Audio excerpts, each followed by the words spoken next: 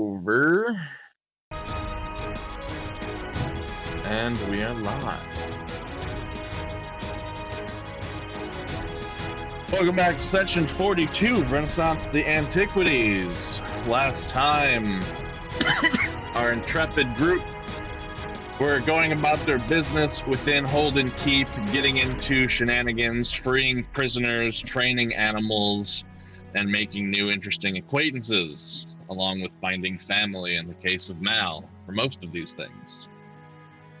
Nithirn kind of hung out on the outskirts, training the animals, taking stock, keeping kind of everything good on the home front, where Mal, Orphiz, and Raoul went into the chambers below Holden Keep to work with the chimerist Sybil Haskios, where some interesting conversations were had, but eventually Fizz left and returned with reinforcements, deeming it necessary to end this woman's cruel and twisted experiments on these creatures. You returned to find that Raoul was unconscious upon the anvil itself on the top platform, already close to becoming the subject of one of her experiments, when a combat quickly broke out after a small bit of attempt of deception from Fizz, with the return of perhaps food, which is why he left in the first place. A fairly interesting battle broke out in which, once Raoul was awakened, he just unlocked the hell out of Sybil and kept her grounded from any sort of flight she attempted to do again and again, despite her various physical morphing and modifications to her body through her potions. And with the aid of Karash and his three-headed, hell-looking dog, Chronozon, the chimerist was swiftly defeated, although not before she got a fairly decent bomb off on Nithirn, causing her to become blinded for some period of time, and thus shaking her at that experience, considering she also cannot hear. Plunged in complete darkness for a small period of time. The area was searched. Karash retrieved his amulet, took the sword with him, took off the armor, and was on his way, thanking you all for his aid. Shouting that if you ever were to come across a group known as the Order of the Continuity, that if you mention his name, it might gain you some favor or sway with them. Who or what this order is and what they do remains a mystery, but it is a new name that is added to the scene. With that, Karash left, and the general searching of the area and attempting to freeing and save the owlbears commenced. The owlbears were more or less okay, at least alive, and huddled against one another in a more frightened and taken aback state, not really seeking to continue their battle against opponents that seemed to prove quite difficult. And the mother owlbear perhaps more interested in the fact that she has been reunited with her child. With the little bit of searching that had come of the area, a number of runic transcriptions was found by Fizz, all that seemed to be lashed in code. Also, some of them were found amongst Sybil's notes as well. But most importantly, aside from a couple of potentially magical items found on Sybil's body, Raoul discovered and could sense a great source of astron nearby. And when searching the edges of the wall, roughly in the direction he sensed the source, discovered a collapsed passageway that, with his earth powers, was not not too hard to clear out to the point where he could get through along with you all. You went down a series of a hallway and a number of more stairs and found yourselves in this long, narrow chamber with a broken bridge with magma bubbling beneath it. Discussing briefly how to overcome this, to see what lay on the other side beyond the doorway you could see, Raoul decided to just climb up the walls and across the ceiling and go ahead and look for himself, while the two of you remain behind to find your own way across. The two of you instead decided to just wait for a few minutes, which turned into 20 minutes, 30 minutes or so, as eventually you realized maybe something happened to our researcher acquaintance, and you started to devise a way back across the bridge in the first place. Attempted a variety of things, were uncertain and not willing to risk the plunge into the magma below with a jump itself, unaided by any sort of tools or mechanisms. You even sprouted a massive tree in the chamber in combination with Nithirn's ability to create mass amounts of water, stabilizing the tree itself for further passage, but also discovering that there are some sort of fire-based traps that sprout from the heads on the walls of this chamber, seemingly as something living passes across it, as the tree itself did not activate them. Unwilling to take any further damage as Fizz got roasted a number of times, you were on the edge of the topic of conversation of leaving and returning to get more help. And in the meantime, we left off with Raoul, who had just found this cluster of Astron, a massive construct of many, many shards all stuck together in this on this island little mound amongst a pool of silvery mirror-like liquid.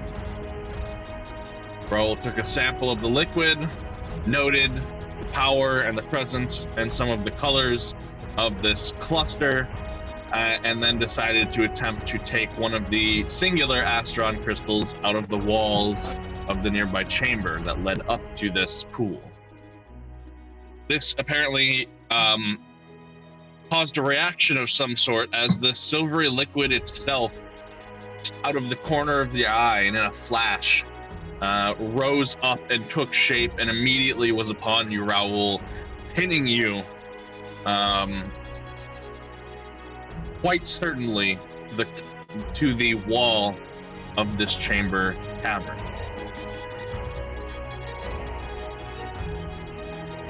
And that is where we will pick up, as Raoul, you are pinned against this wall, and you see this creature looking at you. It seems entirely composed of this silvery liquid that you took a sample of. There are hollow sockets where the eyes would be, with faint lights of magical energy resonating within. And as it takes more of a solid shape, almost seeming to move away from the liquid state, you see a variety of intricate, elaborate, and unfamiliar looking runic structures that appear in glowing formations across the creature's body.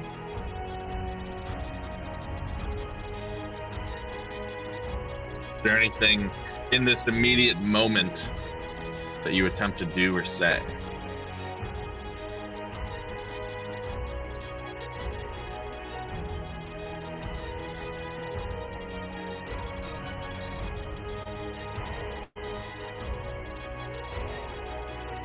You're muted. I'm sorry, did I offend you in some way?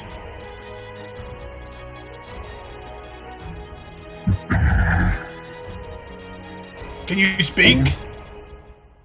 Only masters of the process contain the knowledge required to prove the Alliance to those tasked with the creation of artifacts that can sway the tide in their fight against the end.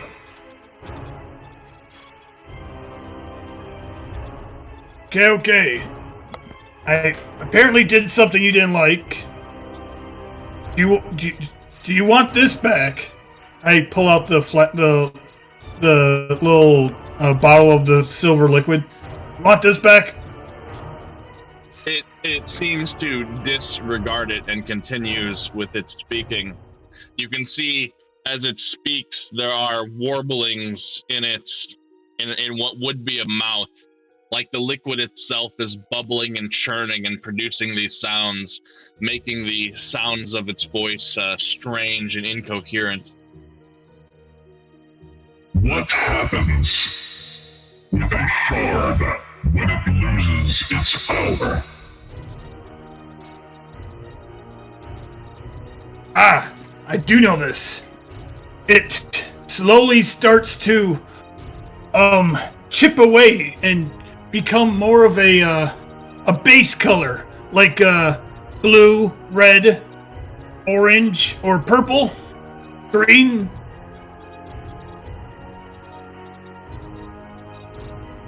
And then it is unable to be used as a source of power for magic or making potions. Incorrect. That is the description of the process of it transitioning its power. When a shard loses all power, it will break into chips and dust and crumble, containing no more of its energy. What is the use of a shard's dust?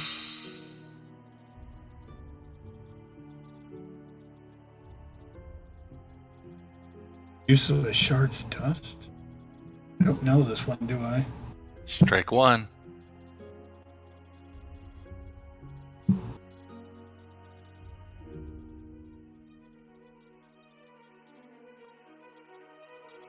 I don't know, to be honest. I've never toyed around with a shard's dust. Incorrect. Items made with dust are worked into materials to make them more easily enchantable. What does the prismatic cluster provide that a singular shard cannot?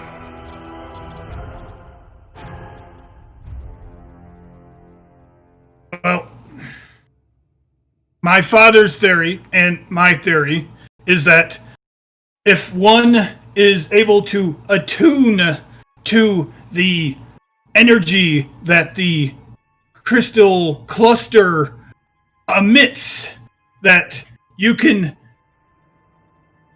gain stronger power that comes from it, mutating your body in some cases to become more like the energy that the crystal emits. Partially correct. While this could be used to attune to a living being, the prismatic cluster provides a vortex of differing energies that allow a variety of types of power to be contained within a lesser vessel. You have been deemed unworthy. You are hereby subjugated in the name of divine process to the primal titans, in whose divine right allows us to maintain the balance and fight against the end of all they have worked for. Ignorance or fleeing from this mandate will result in the scattering of your essence. Prove your worth by completion of a task that aids in the favor of the architects of the transcended minds. There are 3 major acts that will lead in the absolution of these fetters. 1. Participate in the creation of an artifact using the anvil in concert with a divine being. Doing so will dissolve the runic minds as your energies are funneled and incorporated in the creation process. 2. find and return a unique shard to the cluster, thus expanding its current capabilities. By improving the range and abilities of the cluster, your fetters will be absolved. Current shard colors to be avoided are red, orange, blue, violet, and clear. 3. Return to the architect of the transcendent mines one of the lost artifacts. With its power returned to the fold, these runes will be relinquished. This accomplishment is now in your hands. Failure to achieve these goals are designed to not be punishment, but to reflect the importance of the necessary actions and sacrifices required by all to prevent an unfathomable evil. Consider this an opportunity to achieve greatness for your life, to aid in a cause greater than any other you thought possible. Go forth with the power these runes provide, and seek the avenues to further the war. I will be copying that into chat. And as he ends this monologue, you see as parts of his arms begin to liquefy and crawl up your body and skin. As they crawl around in patterned weaves and waves, it sears and burns your flesh and hurts tremendously. Ah! Some of the runes in some of this silver liquid then recedes up and into your mouth and nose, into the sides of your eyes and into your ear holes, and you can feel this burning start to persist from within you. It burns and is an incredibly painful process. And you take 16 damage, untyped, in the pursuit of this. As it ends, this creature entirely liquefies into a puddle on the ground and recedes into the pool before you. You look down at your arms and your chest, Raoul, and starting over your heart are these scars in the shape of runes, and there's a consistent burning feeling. The runes that this puts upon your body is a great physical stress, choking your mind in the process. It becomes less clear to think, as this pain is always present. But you are now rune-bound and receive these benefits and penalties.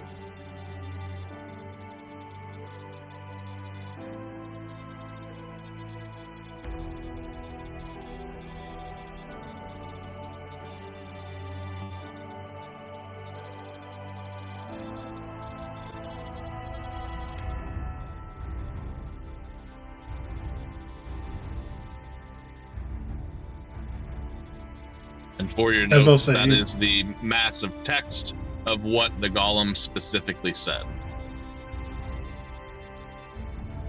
Because when he started listing that stuff off, I was like, shit, I gotta open my notes. And then by the time I got my notes open, you're like already halfway through. And I was like, shit, we're gonna have to re-say all of this. Okay, so you gain a +4 strength, +2 dex, -2 int, -2 wisdom, -2 charisma. You become immune to fear effects, exhaustion, and fatigue effects, meaning even if you don't sleep through the night, you will not be fatigued after. You have resist pain, and any affliction that specifically is designed to inflict pain, such as a symbol of pain, gives you a +4 bonus on any saving throw it requires. Additionally, and that +4 bonus, I have it worded a little weird there. That +4 bonus is specifically against things such as symbol of pain, not a general overall bonus. And you are also immune to non-lethal damage. This comes with it the flash of an image in your mind of many others who have become rune-bound before you. You see them fighting perilously, not really their surroundings, but them themselves. You see them going through much pain and anguish in their journeys to attempt to accomplish the set of these goals, or at least one of these goals that have been laid out before you. However, for the majority of them that you see, they do not succeed. And as time seems to progress for them within this flash of a vision, these runes upon their body grow wider and more prevalent, taking over more and more of their body. And it ends with one particular dwarf that you see who has become rune-bound. And you see that he wakes up one morning and all of the rune scars begin to glow. And there is a massive explosion of energy as it implodes him and then scatters him across the room that he's in into 1,000 tiny bloody pieces. And the vision ends. With this, you'll be making a once per week fortitude save. Success means you deal with the consequences and prevent furthering of the runes from spreading. Failure means the runes will spread.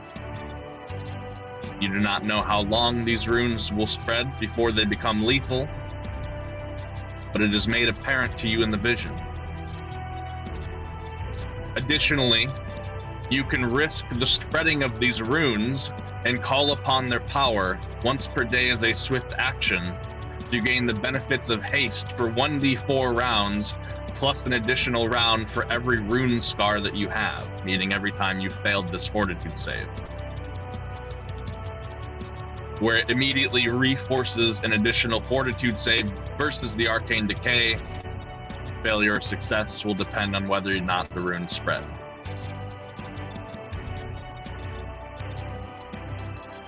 While your mind feels fuzzy, your body feels empowered and strengthened.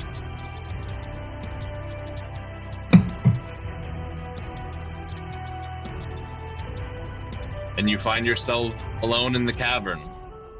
The Astron shard that you had in your hand, some of the liquid tore from it and placed it back in the wall where you took it from. You still see the metal vial of the liquid in your hand, seemingly allowing you to keep that, or perhaps it doesn't care. The prismatic cluster core shines brightly and powerfully in the center of the chamber, and all is quiet. Aside from the lingering screams and whimpers of pain that you have as this process finishes and abates.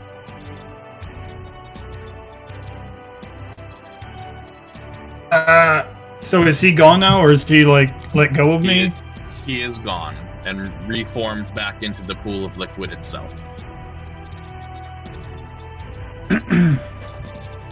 I imagine Raoul being on the ground right now, like, on all fours, like, ugh.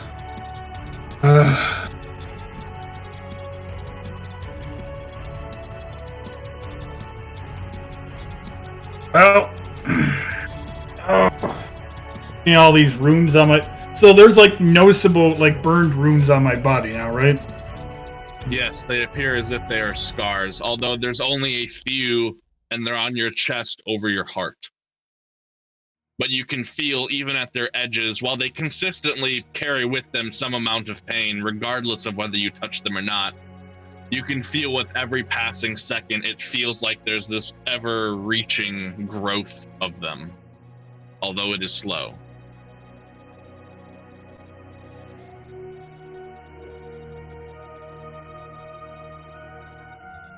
So I have nothing that's, like, noticeable to the eye as long as I'm wearing, like, something over my chest right now.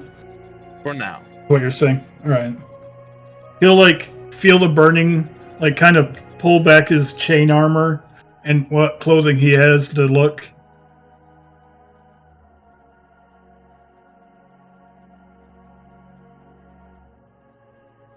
Guess my curiosity got the better of me for once.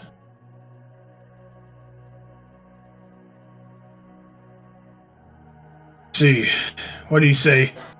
Participate in the creation of an artifact, the divine being. Don't know any divine beings, so that one probably won't work. Also, Like a those shard. questions and answers that he asked you, as that did contain information. Yeah.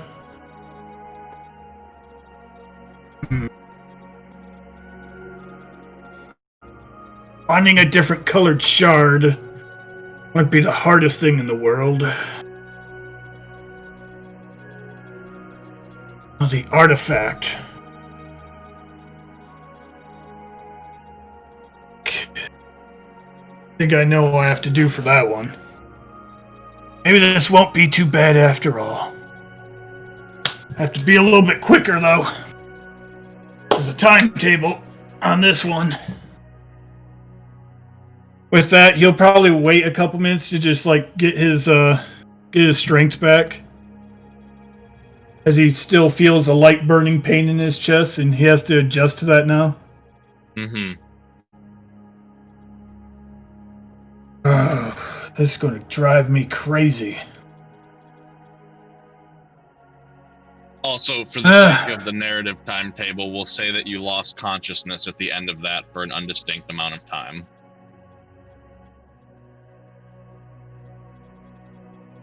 Oh, yeah. That's fine. Well, I guess I better get moving. And he would, Now, did he explain to me these benefits that I gained? Or is this just stuff I'm going to, like, find out as I go? No, the beneficial effects are all things that you felt, and Alright, gotcha. as such gained as knowledge when you received the vision. You saw the strength that it gave those who wielded them. You saw the effects they were immune to. It was not directly passed to you in the form of language, but through experience. And thus, So you you do technically know it. have... You know Yeah. it. You understand those thoroughly. I Everything would in have that picked document. I would have picked it up through the images that I saw. I gotcha. Right. All right, As Raoul let's get going. Picks himself off the ground and begins to walk up the stairwell. What have the other two of you been up to for a while?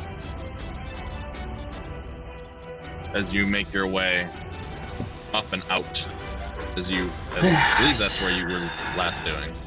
We didn't leave yet. Right when we decided we were going to. Okay. Yeah. I mean, I'm still disguised as Sybil, so that's my plan. To leave. We'll go upstairs. Alright, let's go. Now that my computer's done crashing twice. Oh no. Yeah, hopefully it is stable. Shouldn't have installed a BIOS update, apparently. Seems that's going around. Yeah. Yeah, here I don't know what you're planning to do, but I'm going to slip inside the manor real quick. Why?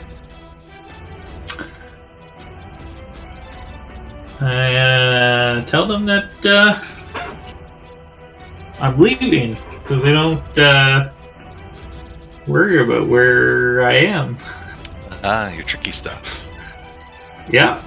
Alright, I'll take the armor back to the caravan and see if I can find crap, what's his name? Find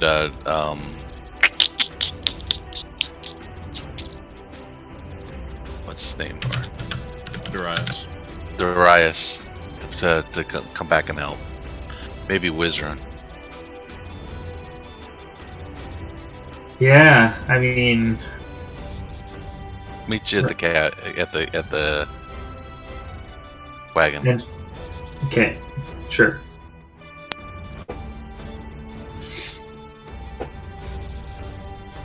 You split ways, Mithrian returning back towards the barn, and Fizz still near.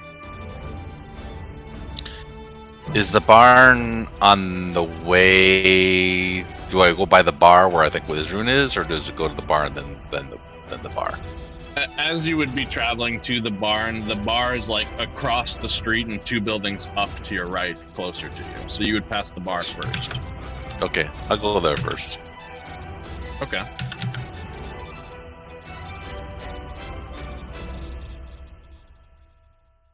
You step into Striking Giant and you see Gerald tending to a few patrons. It's a number of people in here, townsfolk mostly. You see Drix seemingly striking up a deal with one of the farmers at the bar. You see Wizrun and Willie at a corner darkened table speaking over some sort of papers. I'll walk right up to Wizrun. Okay. Raul might have got himself into trouble. Went wandering off in a cavern. That doesn't surprise me. Might need your help to rescue him. All right. Now or? Well, I don't know if he's just lost or dead, or just hanging upside down thinking, but probably now, yes. And we need to go find Darius. Let's go in full team. Understood. Give me about 5 minutes. I'll meet you at the barn. Okay. Then I'll go to the barn. You return to the barn and you see Darius whittling away with the torch lit. I just walk up to him. Nithir! Yeah. Hello! And then I'll sit with him. By all means. I'm just doing a little whittling. I know I can't do anything until Wizard shows up, so not gonna try. A few minutes passes, and eventually Wizard comes in, battle ready. All right, where's the stupid lizard gotten off to? Evening, Darius. Good evening. I signed it. Wizard. I wasn't able to tell Darius he can't understand. The dumb lizard went and got himself caught in some sort of cave. We gotta go save him. Get your stuff. That's horrible. We should go right away. And he jumps up, tossing the carving into one of his open-ended carts, and moving to start putting on his armor. And I did put the armor way back where we keep wherever we kept it in the cart when I got there. While the reinforcements assemble, what are you up to, Fizz? Yes, what am I up to indeed? I'll go to the front door, and I'm gonna try just quietly slipping inside. Okay.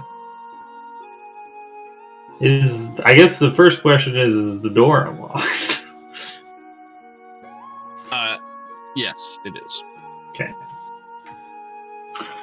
And I'm beelining for Sybil's study.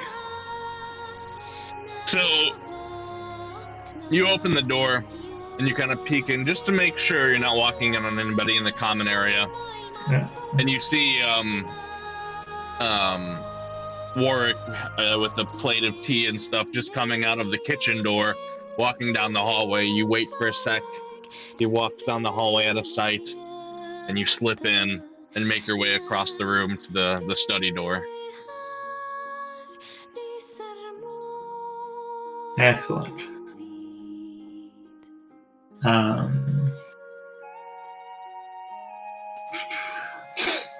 Yes. So I'm gonna quietly rifle through her desk, looking for more scraps of the rune writing. Anything with runes on it, I'm shoving in my pockets for later, because I can't read it right now.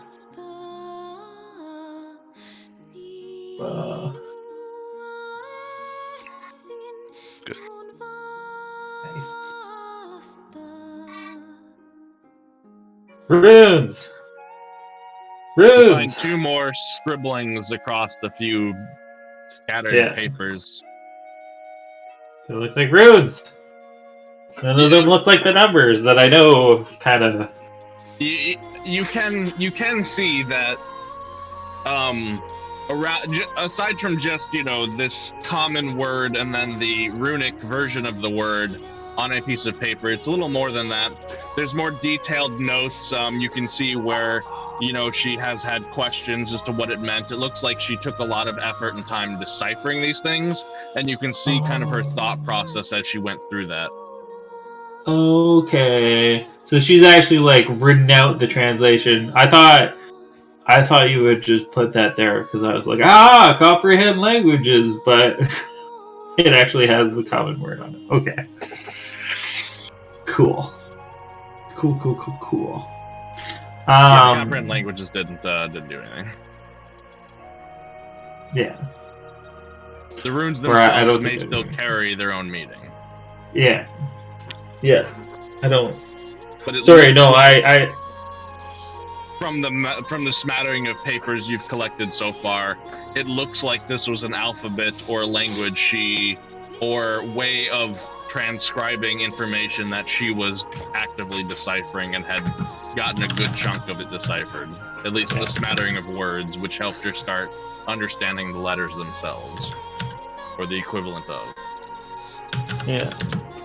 There's no. I still haven't found this code for that lockbox in the. Because those, I think I would at least recognize the rooms. The only things you found on mentioned. Sybil were those couple of magical items, and then there was that necklace that had a scrawled up piece of paper and a glass bottle cork. Okay.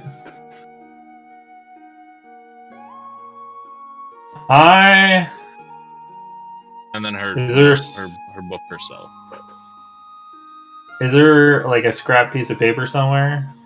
Yeah, easily enough. There's a wreath of a few sheets of paper and an inkwell right next to it. Okay. I'm just gonna keeping an eye on the time because I don't want to be walking out here in broad daylight. I'm gonna spend some time studying the scraps of paper that she has written down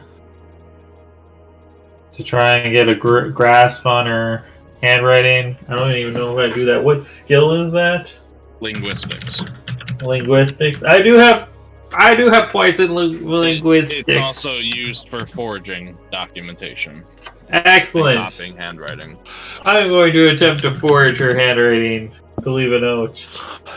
Okay. Your role is the DC for somebody to decipher. Oh, pretty good roll. Notice or decipher that it's different if they know the handwriting. Cool. So fairly confident after a couple of. Well, how long would you spend on this? I mean, how much time do I think I have until sunrise?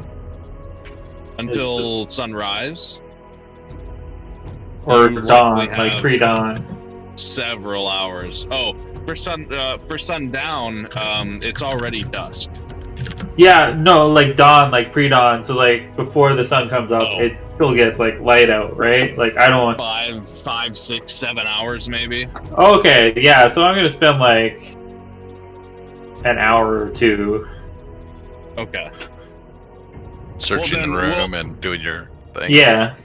Between searching the desk and yeah, so as part of that perception check, to search the room as well, since you are spending so much time here, at the moment you were just looking for runes, but since you are having an extended period of time here, there are a number of other things you would come across.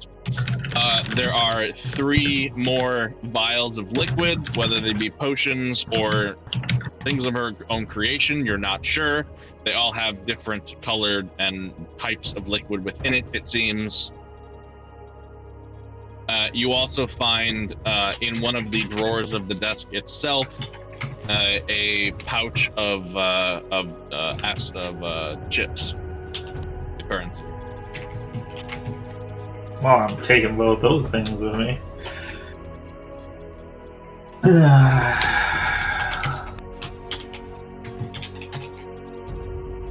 And then yeah, I'm just gonna write like I think I'm onto something. Heading out to the forest towards Evercrossed. Okay. And I'm leaving that note on her desk. All right.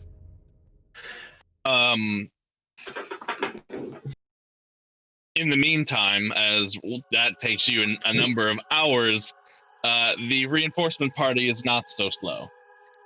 So, after Nithyan returns and gathers the other two, within about 10 minutes of you leaving the underground section, Nithyan, you have everybody together and prepared and ready to leave the barn. Yeah, we can go. Off you go. Making. How are you returning? Walk in there. To the front gate. How did I leave? I guess. We stuck it. However we went in, I'll go in the same way and out the same way and in the same way. Okay. But I'm not sneaking through the woods and all that shit. Right. So cutting through the town itself, you go straight to the base of the hill, swerve around the bottom of the base of the hill back into the wooded section, and then make your way back up the hillside and through one of the breaches in the wall itself. The guards are clearly so bad at their jobs. With enough time, it's not even a challenge for you all to evade their notice, and you find yourselves at the entrance leading downward. Go in. Right. And as you lead the troop downward and into the chamber.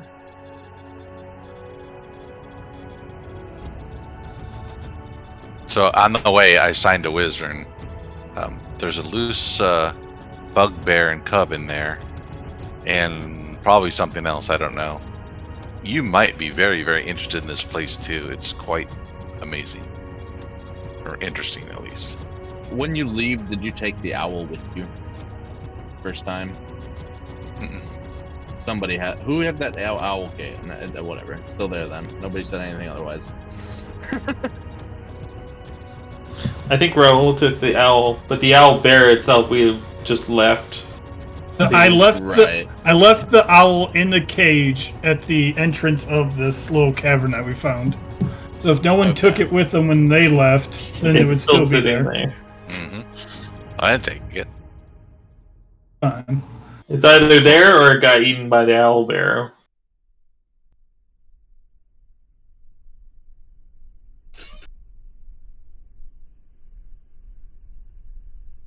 Like I'm having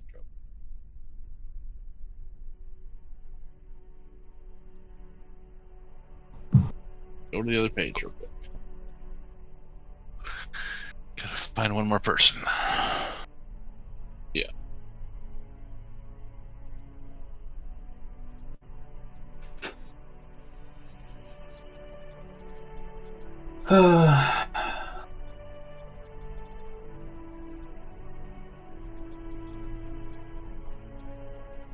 I signed a wizard.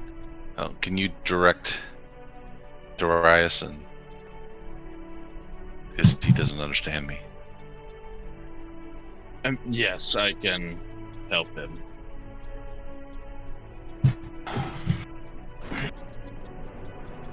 All right. So, as you all, three of you, make it down and into there, you return to this chamber, which at this point is still probably in its different state still.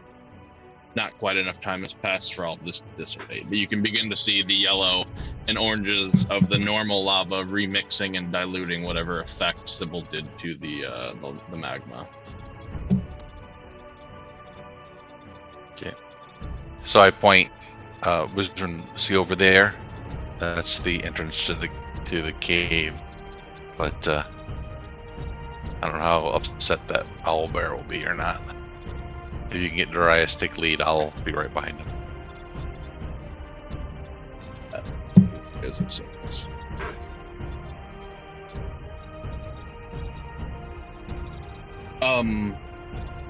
Right. So off we go then. Are we killing the owlbear then, since everything has failed? And Wizard's translating anything he doesn't directly say himself.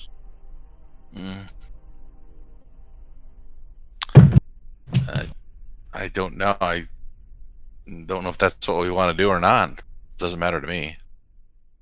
It's not going to live down here. So you either have to help it out or put it out of its misery, I would suspect. Well, my whole goal is to end all of these creatures, so I would prefer it not escape back into the town and cause more mayhem. Ah, good point. Up to you. And Can we do it after we find already Raoul? destroyed something. And he points over, and you see they have gotten to the owl's cage, as they were left alone with it for a good period of time. It has torn the cage open, and the baby owlbear is in the process of chomping on the owl's dead corpse. Oh. You mean, left perhaps- it in the room with the carnivore. Yeah. Perhaps we could, if we have to kill the parent owlbear, we can still capture the baby. That might be interesting. Do we have use? Do you have use of such a baby creature that will turn into a monstrosity? I don't know. Are they trainable? I can't say that I've ever tried. Your risk. You I know more suppose. about this than I. You know more about this than I do. I know that they are monsters that should not exist in nature, and I destroy them. I don't Okay, care for their fancies. That's fine. I don't know. It's pretty cute. We should keep it, Nithyan. Okay, I'm good with that. Let's catch it. Darius shoots like Wizard this like you bastard look. Like, why would you say that? Nithyan doesn't really care one way or the other. She sees both sides of it. Yeah. Is right, it? and Wizard recognized that and was like, I'm gonna poke my fun in here. So as you all make your way up to the platform itself, the mother owlbear gets into kind of a, you can tell she's gravely wounded, and gets into a more of a defensive stature.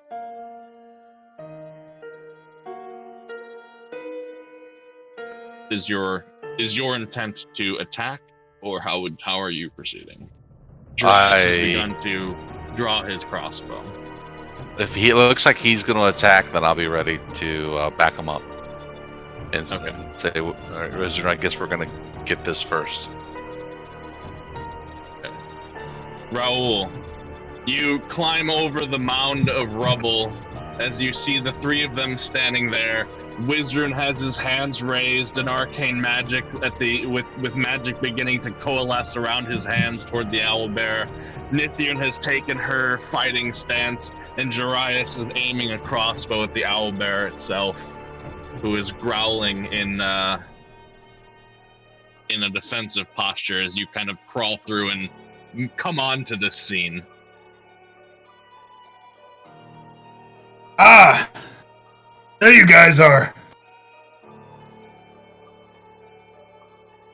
You're not dead. No. Why would you think I was dead? I wasn't sure if you were dead or just goofing off.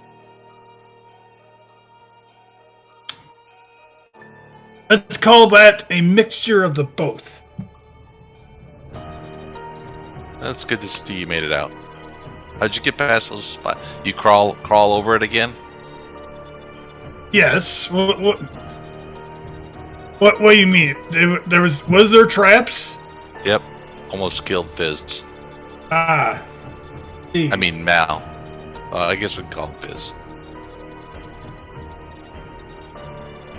Well, Anyway, we're killing this thing, I guess. Darius doesn't like him. That way you may be able to cut its guts open or whatever you wanted to do.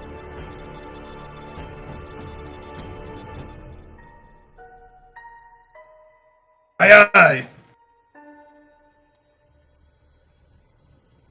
Okay, so then with everyone on board, it is really no amount of effort with any amount of coordination to just obliterate this thing in one fell swoop. It is low enough and weak enough that it does not prove a threat.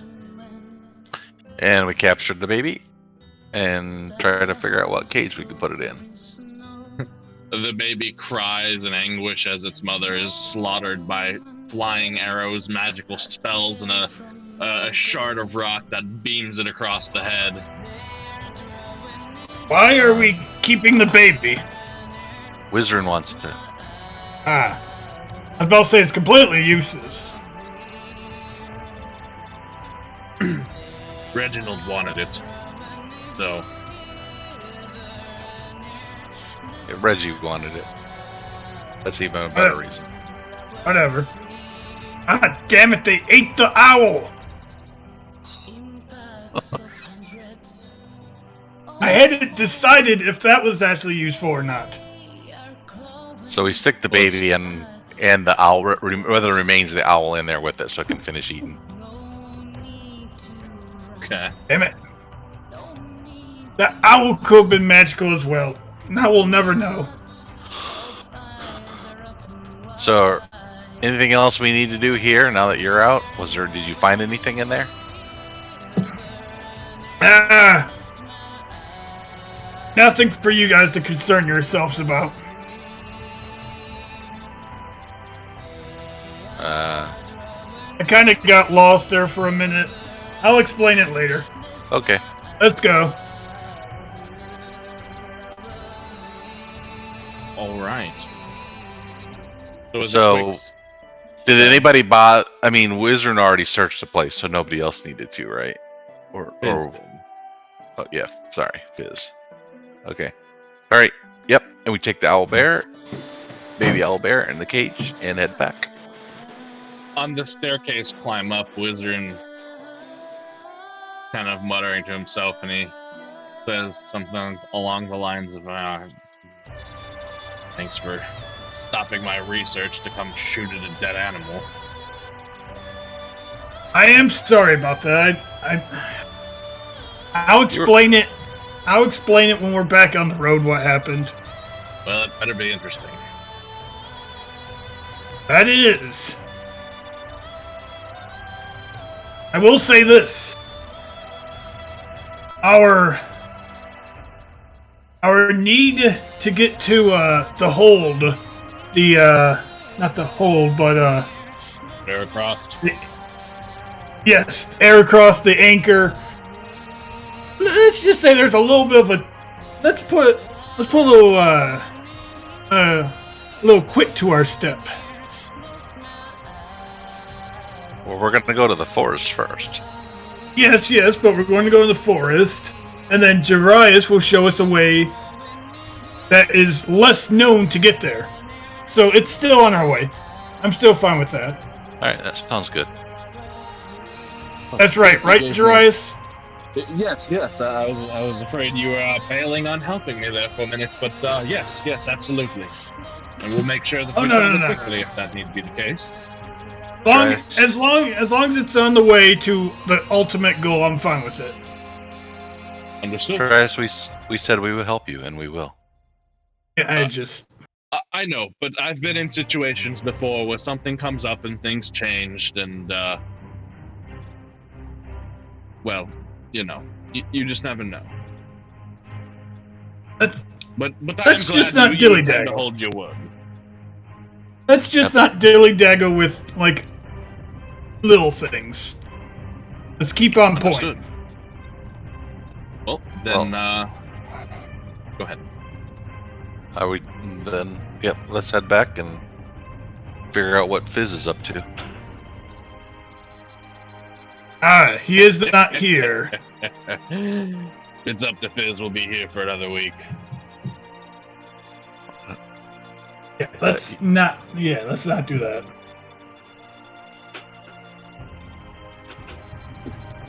And you all proceed to make the flight of a couple thousand sets of stairs back to the top with the owlbear cage in hand.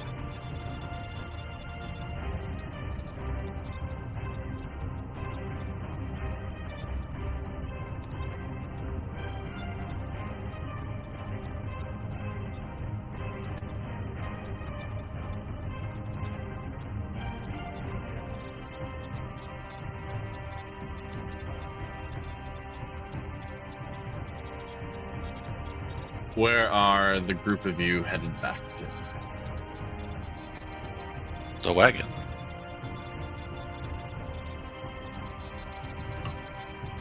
Deal those to you guys since you've seen them.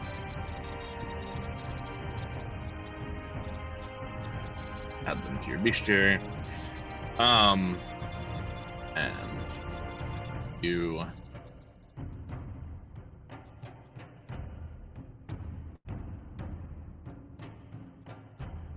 You've literally spent all day down there. It's already dark, I see.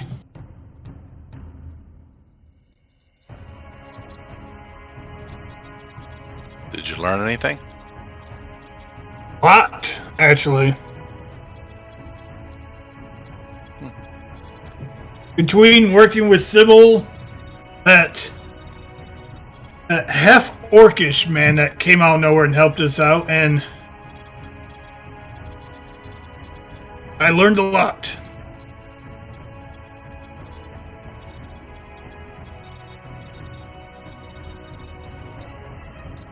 And so, you make your way and you all return to the barn.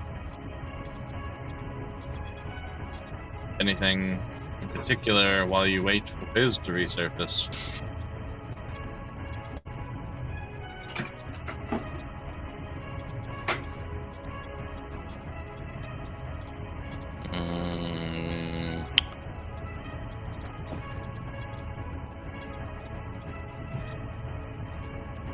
No, I don't.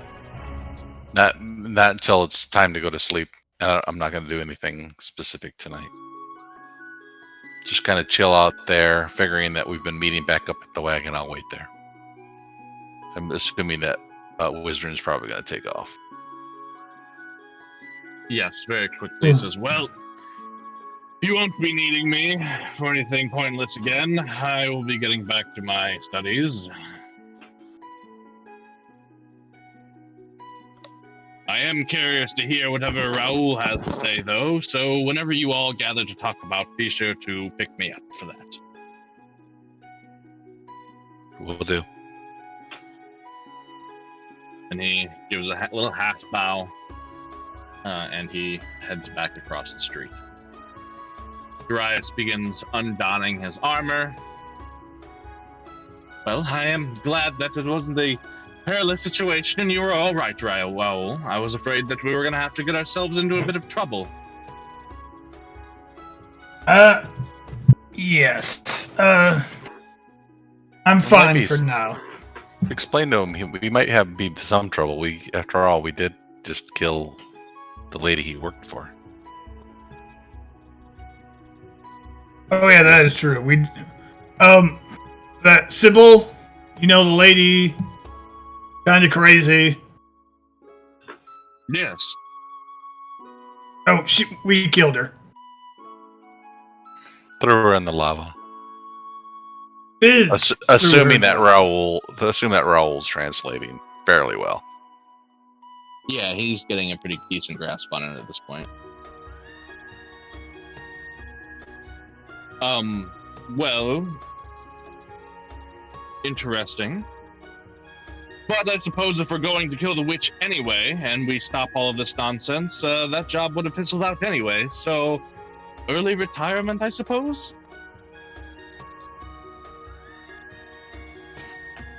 As far as I know, we never got seen.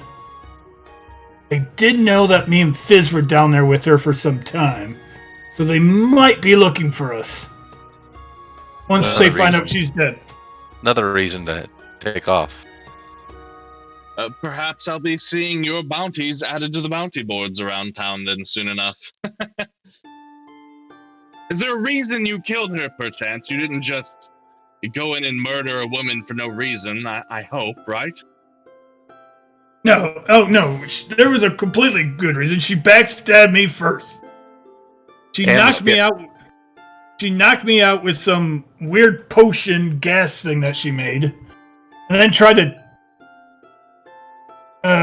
do something with my eyes. I don't know if she was trying to take them out or try to make them more powerful. I told her if she told me what she was doing, I'd probably be okay with it. It looked like she was going to sacrifice you on that anvil. Or that. Nith is saying that it looked like maybe she was trying to sacrifice me.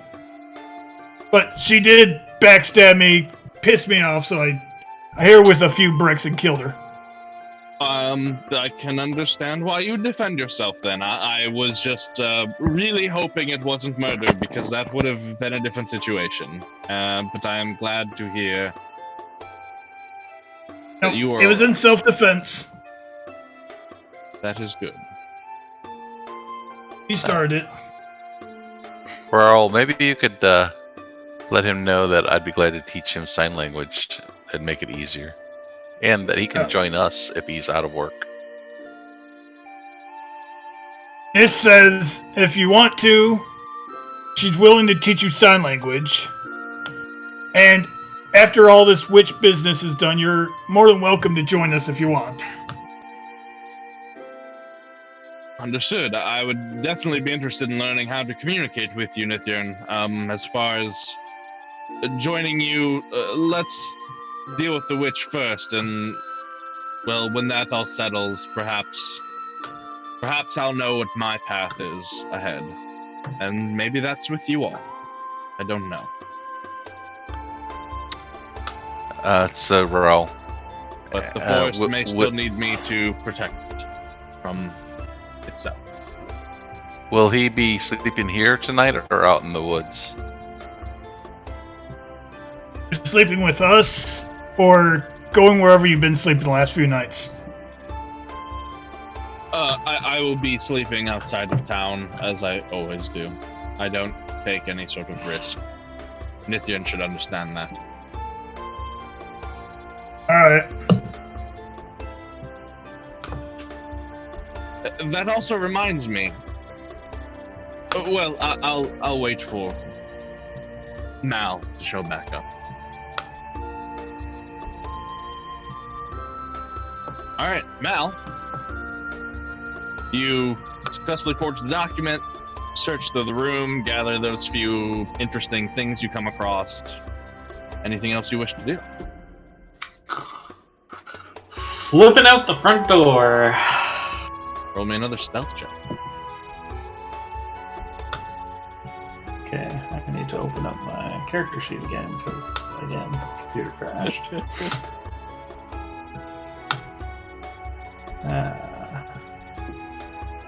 It looks a little bit more stable now. I don't know. Something's messed up. I think my CPU is getting, like, slammed and then crashing it.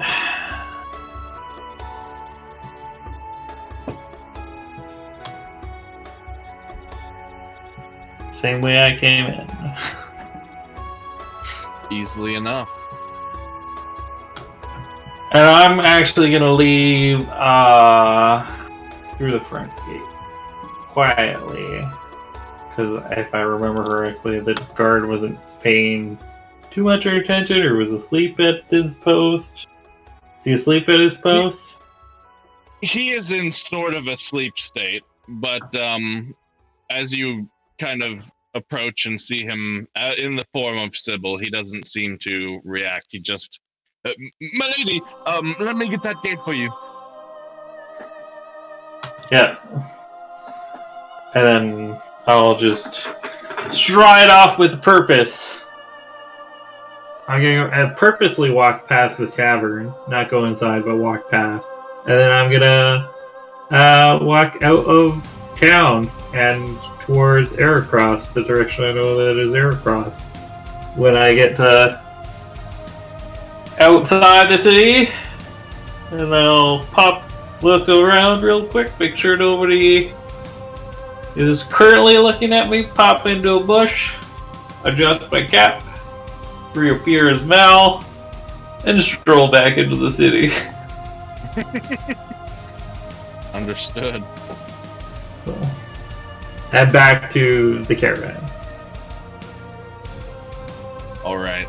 So after a little while longer, you make the out of your way route to make it appear as if Sybil is leaving and return sometime later.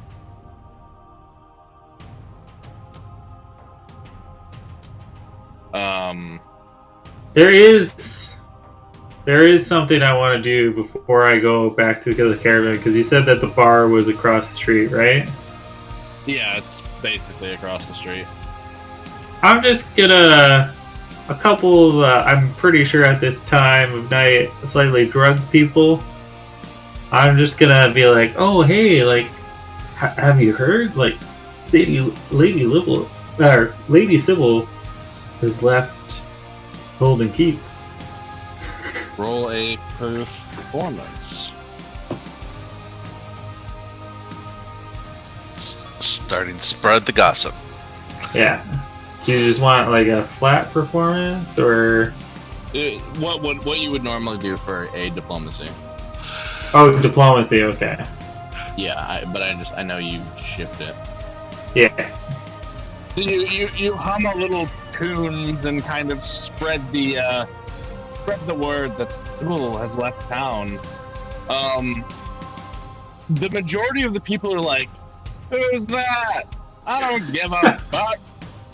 People leave town all the time." But you see, there's a couple, perhaps middle class, closer to middle class people, in a group of 5 or 6 friends, perhaps out for an evening, and they hear it, and you start to see them all whisper amongst each other and lay some speeds. Excellent. Now I'm heading over to the caravan and reconnecting with everyone. So, about an hour after the main group of you returned to the barn, Mal shows up in the doorway in his current Mal form. Oh, it's a long night. Raoul! You're here. I think you're on mute, Tim. Damn it. I'm fine. Nothing to worry about for me. Oh, well, that's good. See, I told you he was probably hanging upside down. Yeah. What's We might want doing to that? leave this place at dawn. Read. So I'll have to come back, but at least it's one problem dealt with. Agreed on that as well. Yeah. Well, I'm pretty exhausted. I'm just gonna flop here in the caravan and sleep here. Dries think has I already paid. left by this point. Yeah. I don't think I've paid what's his name at the bar for another night yet, so Well, I haven't either. I paid for the one night. anyways. It's I'm perfectly glad to see comfortable that here. you're okay, Raoul. I was a little worried because you were gone for quite a while.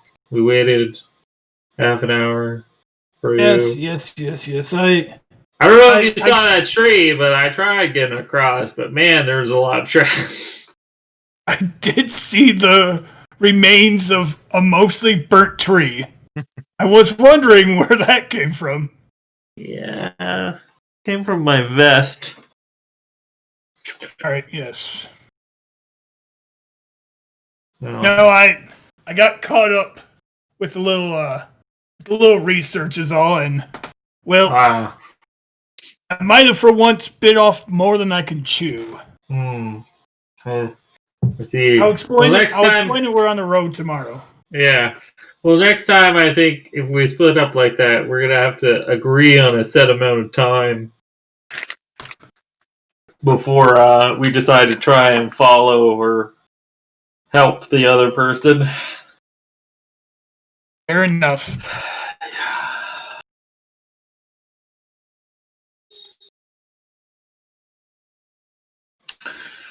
Well, and I'll flop down on one of the cots in the caravan.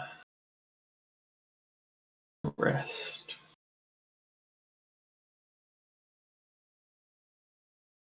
Yeah, I'll set Lotus position outside the caravan. What have you, Raoul? I'll also stay the night at the near the caravan. Okay. So the three of you camp out in the barn over the night. And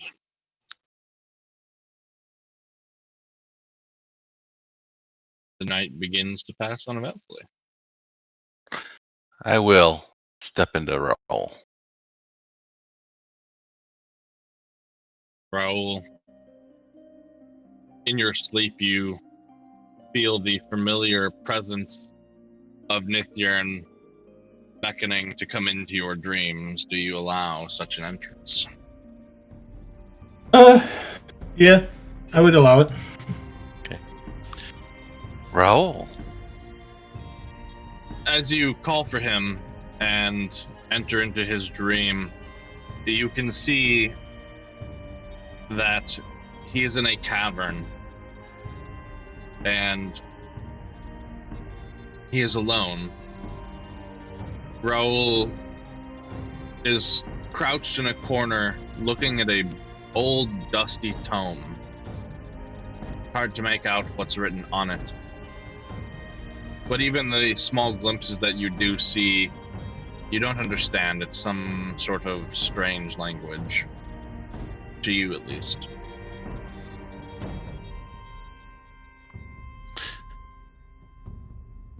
You know, we were a little worried about you. But then what?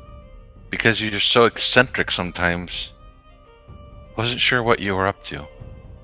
But I do want you to know that we tried. Oh, yes. Sorry, I was caught up in my father's notes again. Oh. That's something you really enjoy studying that stuff, isn't it? Yeah. My mother used to tell me that it corrupted my father in some ways and told me to forget about it, but I continued to press on. Maybe that was why she was following in the footsteps of your father? I guess you could say that. I never met the man, sadly. But I think you said he was like you. That's what I was told, at least. Like saying... That's at least what my mother would tell me when she was mad at me. So you reminded her of him? Yes. That's nice. It's not nice. Too bad you didn't know your dad, but it's nice that you had your mom. It was lovely 75% of the time. A little rough, a little tough on me, but look at me. I've become the man I've become now. Yeah. Well, I was just thinking, the only thing I was thinking, the reason, I really don't have much to say, just that, you know I know I don't understand what you're doing whatsoever, honestly don't have a whole lot of interest in it, still here to help you. Oh, I know. You guys have been Wonderful. You guys might not feel like it, but what you guys have shown me in just this a little bit over a month that we've gotten to know each other, I feel like it has expanded my knowledge that would take me years normally. So I'm very grateful with everything I've learned so far. That's awesome. That's wonderful. Let's put it this way, I am socially awkward most of the time. What happens when you're raised with only one other person in your life for the most part? I never really saw anyone until I moved out. I don't really know how to say thanks, take compliments, act normally. Yeah, that's true. But let me give you one to practice on. Your fighting ability, your skills are quite impressive. Yes. I don't know that we would have fared so well, particularly after she hit me with that. Whatever she hit me with. That was quite frightening to me. But you made the difference. You made sure we were all safe. We were there to save you. We were there to save you, and you saved us. Call it my way of thanking you guys for everything you've done for me so far. It's nice to finally be able to help you guys for once, because I know sometimes I can be a pain in the ass to you guys. Yes. RJ used to complain about my noise making all the time. He called what I was doing as not research. Well, I don't notice that part. I think he was just messing around with me for the most part, but I do believe I annoyed him while he was making his potions and doing his medical things with my laughing and my yelling and putting crystals in the sky, making rainbows. I didn't see the rainbows. That clear crystal. One time, I got just right with one of the suns, and it created multiple colors.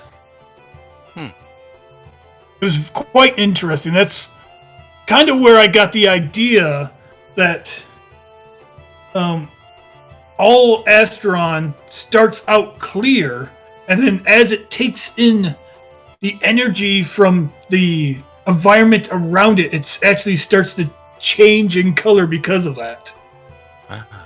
That's why you stick it in the water. Yes. Only that was a different color. That would help me a lot more. Thinking next time we have a lightning storm, we try to put it in we try to tie it onto a lightning rod again. Well, be careful. Man has never stepped forward in the realm of science with being careful. Sometimes you have to take those dangerous steps to further one's knowledge.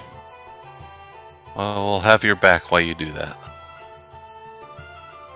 That I might need. I'll explain more. Like I said, I'll explain more tomorrow, but I could actually probably use your guys' help. Sounds good. I might have gotten myself in a little trouble. I think I know exactly what I need, and it's where we're going, but just in case. Well, let's make sure we help Darius. With Darius, right? Yeah. I don't know why I can't remember his. Darius first. He definitely needs our help. Oh, I'm fine with helping Darius, yes. All right. Well, let you get back to your dream. I really don't have anything more, but I just want to let you know. Thank you. You're always welcome into my dreams. And then I'll just let it fade and fade out, whatever. Okay.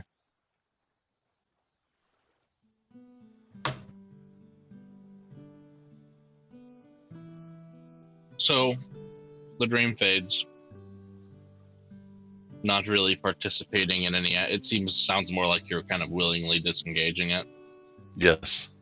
The dream fades, and you all awaken. Raul, you recover twice what you normally recover. All vigor, 2 wounds, 2 ability damage if you had any. As you are more well rested from her dream. I have to rest to lose the burn, right? I only lose burn by Yes. resting, right?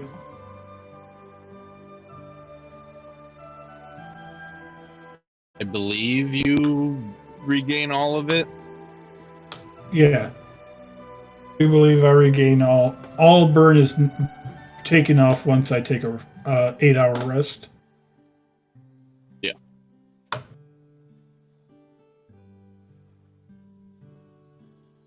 You all awaken the following morning. Some of you perhaps a little sore from yesterday's events, but nobody seriously injured.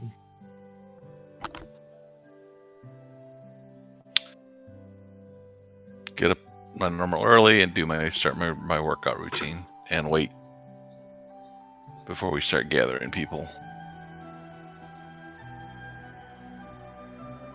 Raul, when you awaken to the sound of a crying sound, a growlish cry.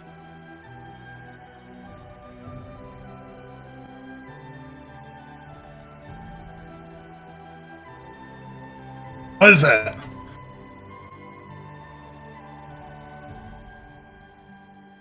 Looking for it, you see it's the owl bear in the little cage, wherever you guys have that stashed.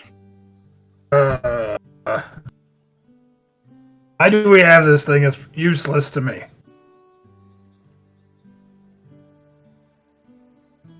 Wizroom! Owl bear thing wants something.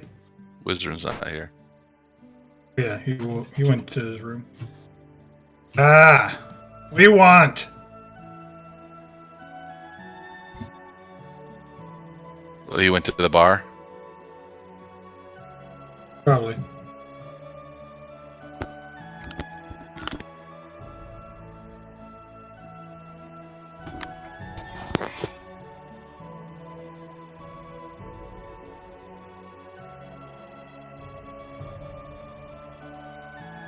Whatever, I'm out. Fuck. He'd wake up and feeling that burning pain in his chest, he's just like, ugh. I'll skip my morning routine. I gotta get something to drink for on the road anyways. He'll make his way out of the caravan and head back into town to the bar that he had been staying the last couple nights.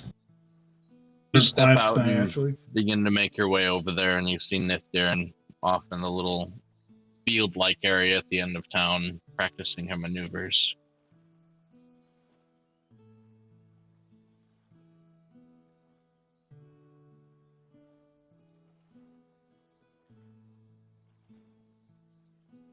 I'll be back. You make your way in. You see Drix, Wizrun, and Willie, and Jarius, actually, have all gathered at a table for breakfast this morning. And as you step in, Drix immediately, Raul, come get some food! Yes, I will. They make room for you on the table, and Wizroon, your owl bear thing wants something in its cage when you get back. not my owl bear. It's Reginald's owl bear. He wanted it. Well, I'm I not. made sure we got it. Well, you are taking care of it until Reginald comes back. Incorrect. And who is? I don't know. Nithdarin deals with all the other animals. Ask her to do it. I'm not taking care of it. I'm not Pointless. asking you to take care of it. I'm asking you to ask Nithdarin to take care of it. All right. You could use the practice. Ah, Shut up and eat some food. We'll deal with that later. true. I'll Anyone start to seen eat. Fizz this morning? Who's Fizz? He would have said no. Yeah. Yeah, he's I mean, he would just have lying forgot. in the caravan. He also slept in the caravan last night. Well, he's missing breakfast.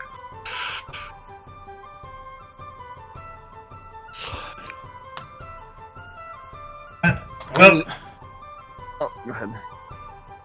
let's leave today. Mal agrees that we should leave today. We're leaving today? Alright. Okay. He takes another big swig of his drink, grabs a few more pieces of bacon. I better start getting some things ready. Y'all have the rest of the nice breakfast, and, well, I'll, see y'all soon. And he hurriedly excuses himself from the table. Yeah, sorry for not saying that to you earlier, Drix. We just Alright. Dryas is done taking care of what he needs to, and me and Mal both agree that we should probably leave today. Don't pin this on me. I was done the moment I dropped off the owlbear 2 days ago. But you said you had to get some supplies and whatnot, remember? I did that the first day, too. We've only been here for 2 days. This is the second day. Indeed. This is the third day, Oh. actually. We've slept here twice. I don't count the first day. We got here like so late in the day. I don't count that as a whole day. We were still here that day, and it's the same day I finished all of my tasks. I'm out. You haven't eaten yet. You just got here. Sit down. I'm jesting with you. All right. I gotta get some stuff to drink anyways. All right. Fizz, you're just laying there, your eyes open, staring at the ceiling. You hear everybody else over the course of the, after a little while, shuffling, getting up, and eventually the barn goes quiet except for this incessant.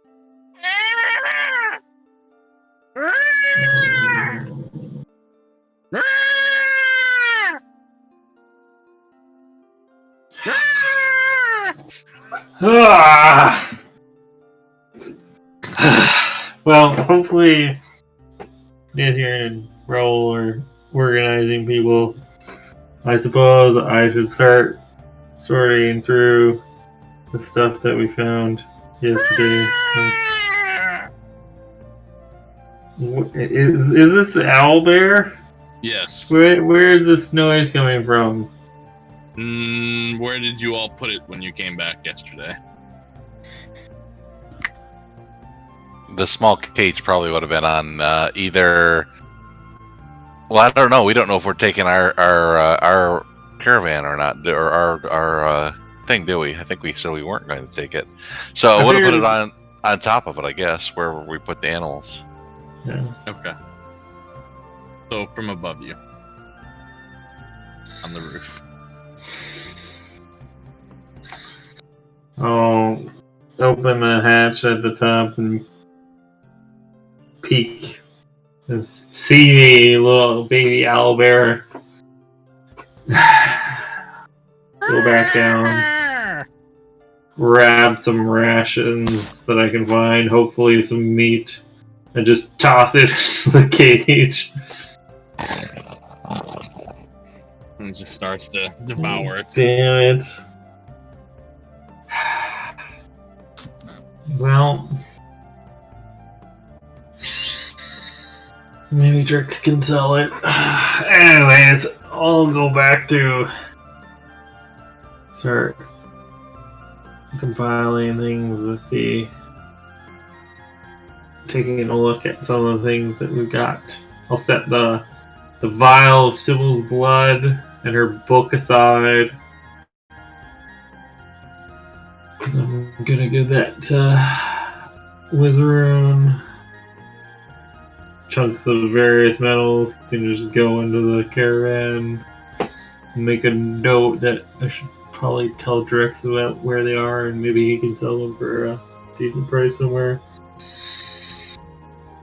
And then I'm gonna take that all that money that I found on her and in her office, and I'm gonna put that into the money pot, and then make a note that I've paid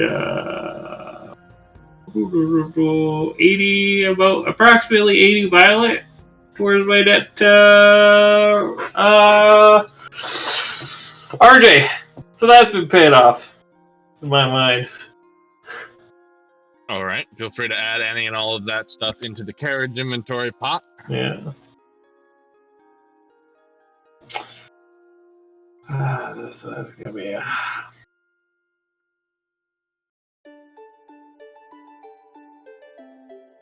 Yeah. So I mean that's pretty much all I'm doing. I'll chomp on see if I can find a ration or some food in the caravan. Wait for everybody to show up. Okay. While you're in the middle of this, you see Drix kind of bustle in and Fizz. It's good to see you. Yes. Good to see you as well, Drix. I was just gonna get the carriage on, ready to get on out of here. Sounds like we're heading out. I know we talked about perhaps not taking the carriage, but I mean, I could probably get you part of the way till we get to the woods where it's too much, unless you just want to be here. That's what I was kind of thinking, is that you might be able to get us part way, at the very least, you know. That's the way Raul made it sound at breakfast. I didn't realize I was, gonna be ready like that. But yeah. Okay. Oh, there are. I'll point them out to him. There's some metal bars here. I don't really know what they're worth or what they're made out of, but feel free to, if you come upon a town that you might want to sell them in. I don't know if you're planning on making a round trip to Opportunity. I don't know how long we're going to be going, but I imagine it's quite a hike to Aircross on foot through the forest and the mountains. Well, that was something I was wanting to ask. Perhaps we figured that out, soon if I'm dropping y'all off, because there was all that talk about some sort of flying doohickey or whatever, and picking each other up here and there and whatever. But then there was also talk of leaving me and Holden with with supplies and stuff. But if y'all are meeting an opportunity, should I go there? Should I risk the journey alone? Should I stay in? I don't really know where y'all want me to go or be. So I'm not sure what I should be doing.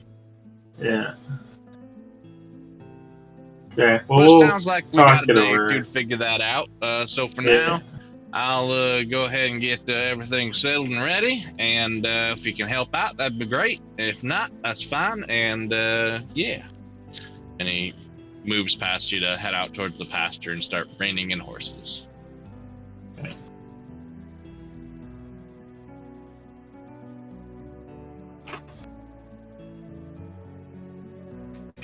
My workout probably would have gotten done pretty soon. About that same time, I'd help reining in the animals, do my handle animal, towing squirrel, go ahead and feed the little owl bear some more, try to help with the horses. You find as you go to feed the owlbear, there's already scraps of meat around it. Apparently, it's been fed. But you do go in and begin aiding Grix.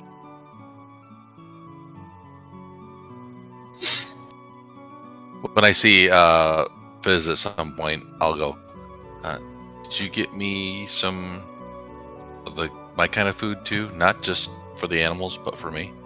That's I asked Drix to get you some. okay, cool. Maybe you could ask him where you put it. I just need. Yeah. I'll put it in my bag so I have it with. Drix, Yeah. you have the food that I mentioned about for Nathiern? The nuts and... Yep. I went and got some. The shopkeeper said that they feed it to the squirrels. But it matched kind of what you were looking for. I hope it's all right. Hey, Nathiern, your food. Yeah, they show me where it is, and I'm Yeah. pretty sure it's fine. I'm fine with it.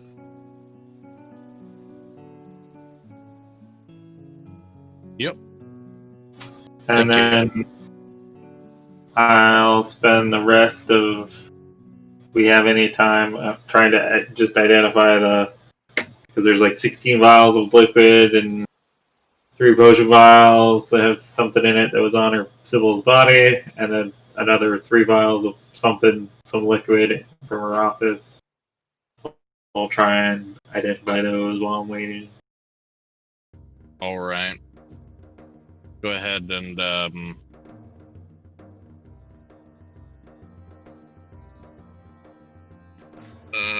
okay. Yeah, roll a handful of perception checks. Well, are you using our detect magic to aid with that? Sure! I'll use detect magic before, and if I detect any kind of auras, I would try and suss it out a bit that way.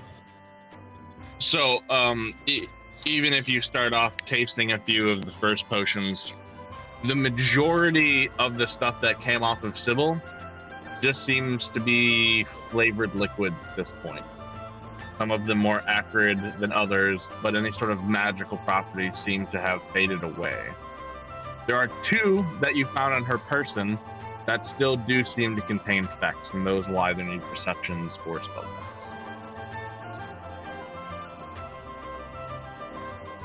So I switched away from the seal screen. Doesn't matter, it's the same bonus. No idea. Hmm.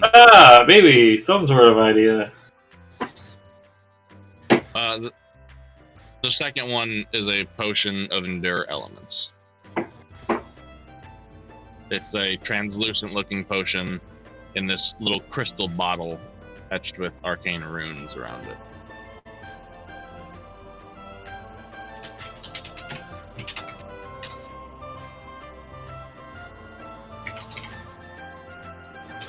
Sorry, it's The other a one- potion of Endure Elements? Elements, yes. So is that the glass vial covered in rune? Or... No, that's separate from the Okay. one that was on her neck.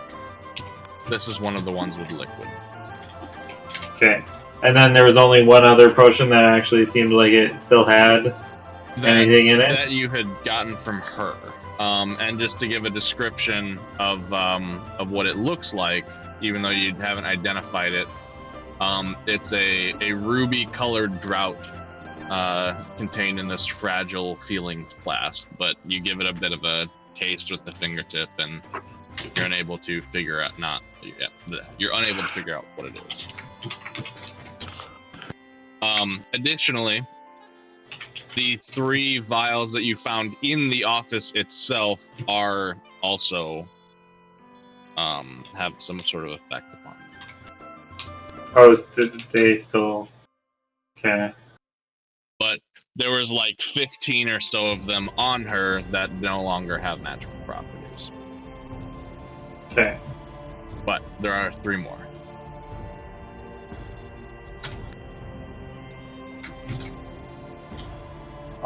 The ones that have liquid in them that don't seem to do anything, I'll just like throw those in the caravan somewhere and be like, maybe RJ will want to take a look at them when he comes back.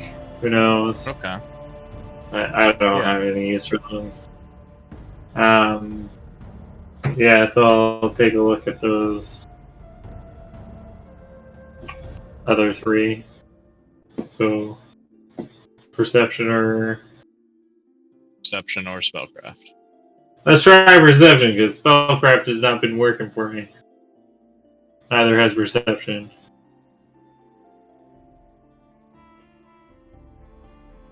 Okay.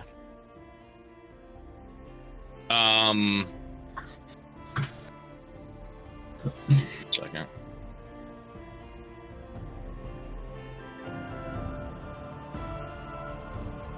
So one of them is a translucent liquid that even when you open the stopper, the fumes burn your eyes a little bit, but you're unable to figure out what that is.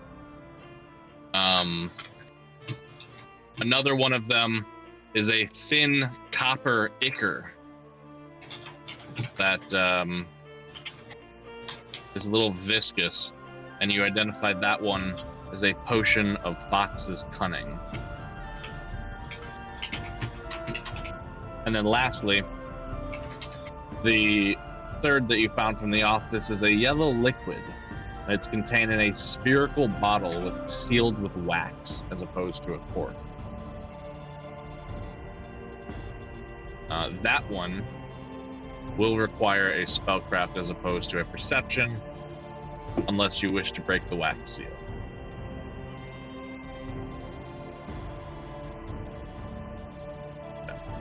That is a Ungent of Timelessness. And when applied to any matter that was once alive, such as wood, paper, a dead body, the ointment allows the substance to resist the passage of time. Each year of actual time acts as if only a day had passed for the coated object. It gets bonuses on saving throws that it has to make, and it never wears off, although can be magically removed. This one spherical flask is enough to contain enough material to coat 8 medium or smaller objects. A large object counts as 2 medium objects, and a huge counts as 4.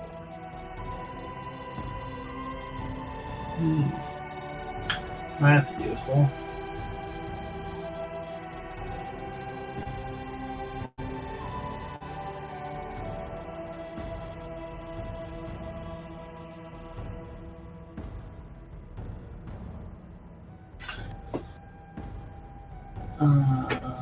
And then I guess so. There's the bottle with the message in it. So is there an aura around that, or? There is. Okay. I guess the glass vial covered in runes as well. Yes. Kill spellcraft, I assume. Which one? Yeah. They would both So that'll be for the message bottle and then the rune. Okay.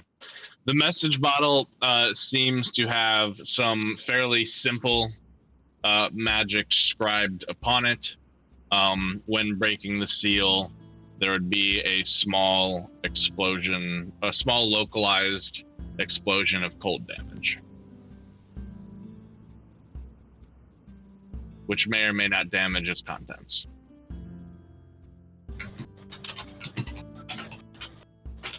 And or whoever's opening it.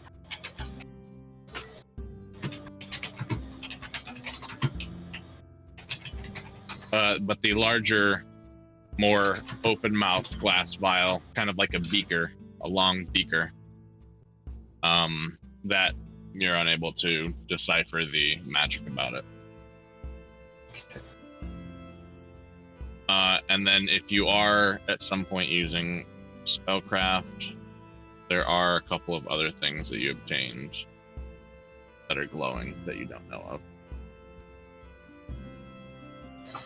Oh, yeah, I guess the A couple of the items she had on her. Yeah, her the leather glasses and her cloak. Yep. Oh yeah, I had that mixed up. So this bottle with message.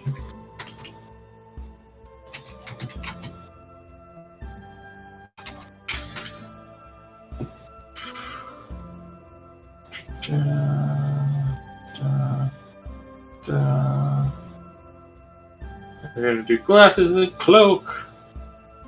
Glasses, cloak. God damn it. We lost our identifier. Yeah, you can't make heads or tails of either of these things. We have an identifier. Yeah, Wizarun, I guess. But he's not here right now. He's out getting breakfast or something.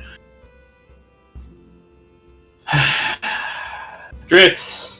I forgot. There's also these. I don't know if you could sell them or what you could do with them, but they're pretty goddamn nasty last night. There's 14 bombs. They are. Bombs? Yeah, I don't You know. want- She was. You want me to sell bombs? I'm sure you know somebody in Opportunity who could use them. Y'all are like always in battle. What, couldn't you use them? I don't know how to go about selling bombs. I've never really sold explosive things. Okay, well, I guess I'll hold on to them for now. I don't even know if they work still or not. Who knows? I mean, we could always test one out on the road. Could be fun. Yeah.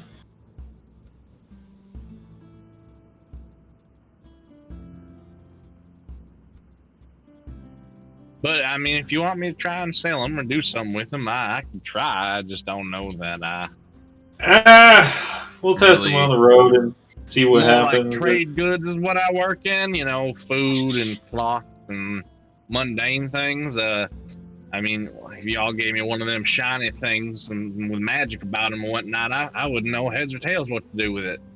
Yeah. I feel like this is kind of in that area a bit.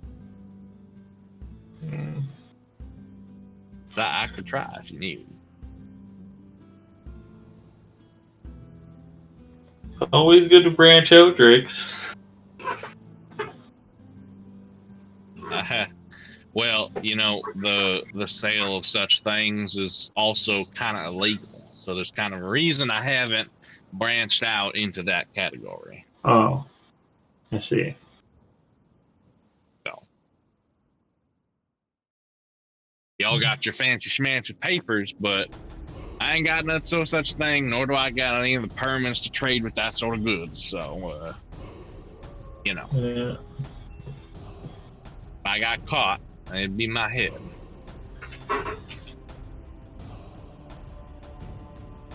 Okay. Well. Hopefully the others arrive soon. There's things I need to get to Wizarun, but...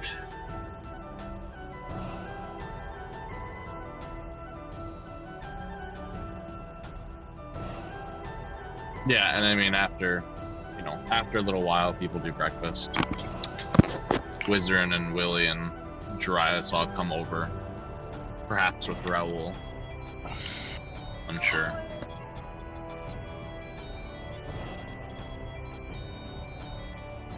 And, Oh, Raoul, one thing Raoul would make sure is talk to the barkeep before he left, though. okay. This, You would require some more services, yes? this cider that you sell, this alcoholic apple cider, or whatever you call it. Yes, you seem to like it very much. Yes. How does it come? Do you have a barrel, a bottle? Barrels, bottles, wine sacks, variety of containers. It is home brewed, homemade, what we say. How much is a bottle? The bottle? Yes. For you, 2 blue. But with 2 bottles, it would be such a waste. I mean, you drank at least a bottle a night here. It would only last you 2 days. I'm sure your travels are much longer. Perhaps a barrel would be more to your custom. How much would a barrel cost me? You cannot get it anywhere else. It is squeezed from the finest apples of the region here. I've been loving it, that's for sure. How much is a barrel then? A barrel, we'll give you the discount of a whole barrel purchase, and we'll say around 55 blue. But it will last you months.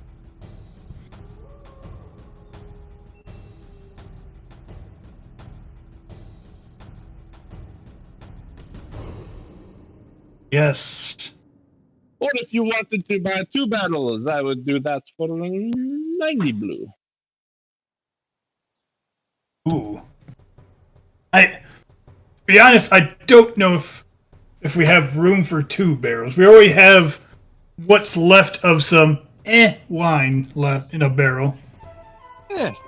Wine is better for the plants anyway. I agree. Let me see. I'm My looking at cider, real quick. the fizz that it leaves on your tongue leaves it sweetly trickling into your evenings. Well, how about we do this? Would you be interested in some gems or rings that would suffice in that amount? Oh yes, perhaps. What sort of gems or rings do you have? Raoul will get into his bag, and in that bag, in his backpack, and in that, he has a satchel he pulls out, and in the satchel is a random variety of rings, gems.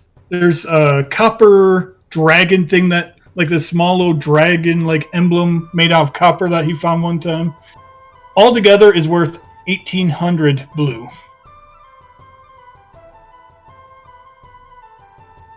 Let me see. 55. Yeah, I got this. Kind of like that, though. I don't want to get rid of that. Ooh, I was very fond of this. I don't like this, Al. This is very not me. How about this ring right here? And he'll pull out like a very nice ring that's worth around 55 blue. Sure, there's rings that are worth that much. Probably coated in silver or gold or something. He looks at it. This is a very nice ring. Yes, that might do well. Say you throw that little yellow gem in there, and I will do 2 barrels.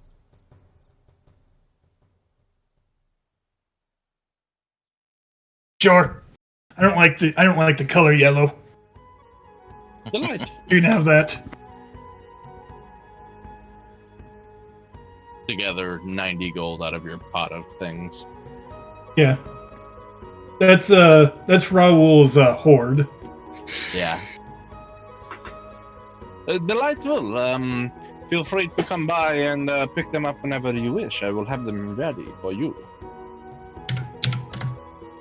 You call yourself a Dracus by letting go of some of your hoard? I know, right? They're Not true the stuff he dragons. likes. Zeke They're would not never do true that. dragon. They're not true dragons, but there is one thing in his backpack that he did not pull out that is his most valuable treasure, in his opinion. Ah. Yes. I'll be back in a little bit. I'm going to get one of the stronger people in my caravan to help me out with these. Take good time. Thank you. And he'll walk off. And then when he gets back to the caravan, he'll try to find Jarius. Yeah, you get back to the carriage, like all of the horses are hooked and ready. Pretty much everybody's in it or on it or near it. looking like they're pretty much ready to go. You just stroll in. Ah, Raoul, where have you been? I've been buying important stuff, okay?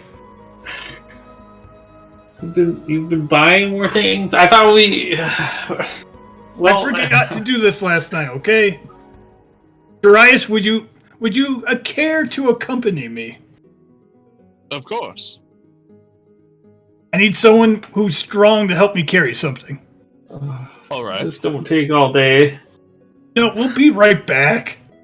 I already bought it. I just need someone who's stronger. As Darius walks away, Fizz said you had a couple of them things. It looks like I've got time. Yeah, I guess so. Well, I'll look around for a second and I understand that you'd asked for a little something, so here's that. I think this might be what you're looking for, and I'll put on the table Sybil's book, and my hand on top has the vial of her blood, and just slide it over to him and let go. Let go. See what I can do with this. Thank you greatly. Yeah. And there's a few other potentially useful things we found. There's these glasses with some runes on it, and this leather cloak that kind of smells like soot. There's this bottle with looks like a message inside, but there's some sort of protection spell, I think, on it that might harm the person who opens it. It might damage the content. So I don't know if you know a way to counter that or get rid of that off of, prevent it from firing off or whatever. And then there's this like beaker thing with a bunch of runes on it. Let's see the vial. Let's see. Anything I can do with that?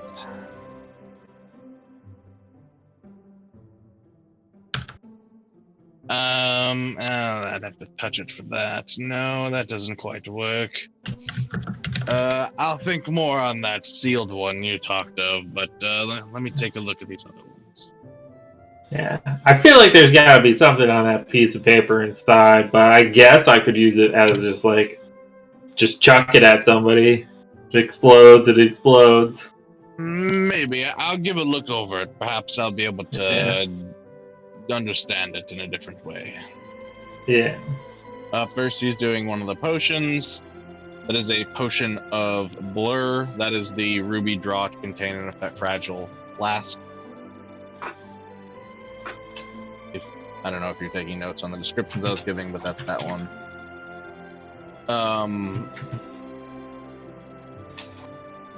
And then the other vial is something called Bottled Misfortune. That's the translucent one that burned your eye. And he describes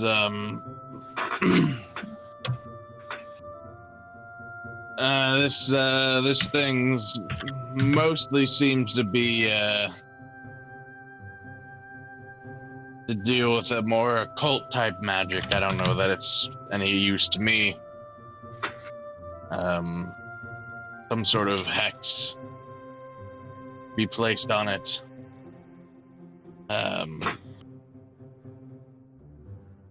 Transferring powers or something like that, but I've never dabbled in that sort of magic. It's more not really structured arcane magic, so I don't really know much about it.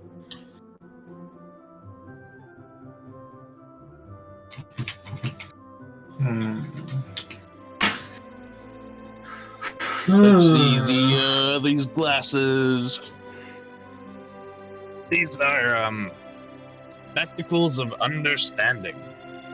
When you wear them, they will convert any written language that you are seeing through them to be one known by the wearer.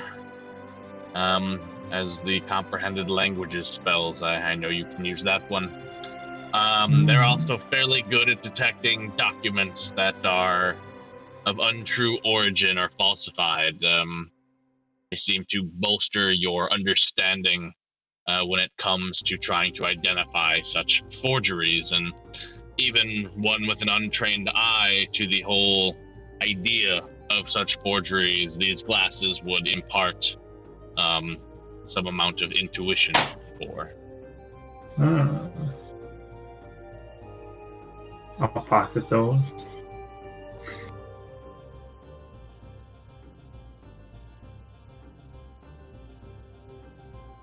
And let's see this cloak.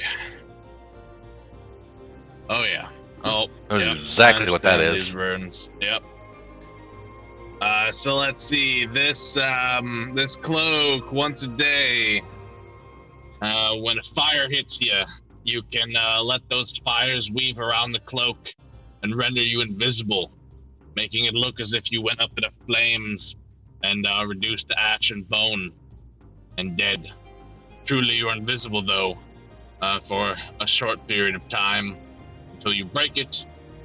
But if people look closely at that ash or interact with it, it's not too hard for them to see through the illusion provided.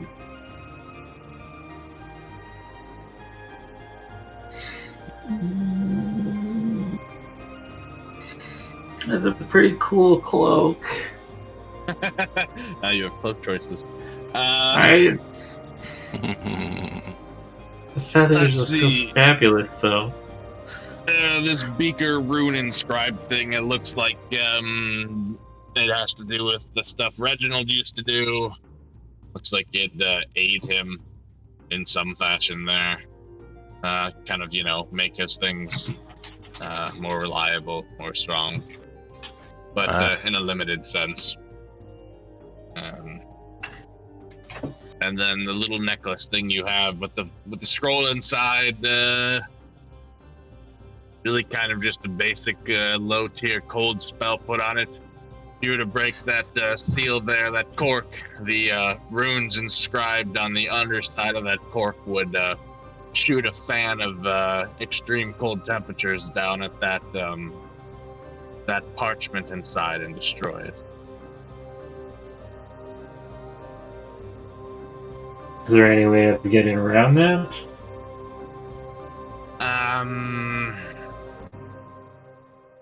He flips open his little booklet, flips to some of the back pages.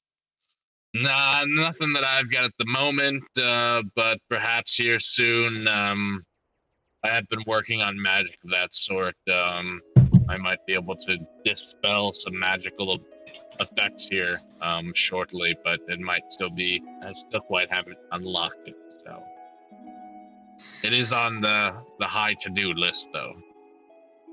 Okay.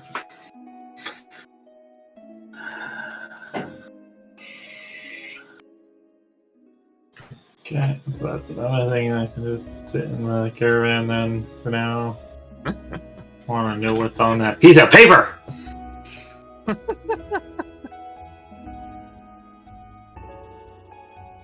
I mean, you could always try and just smash the vial and hope that it doesn't release the energy in the right way.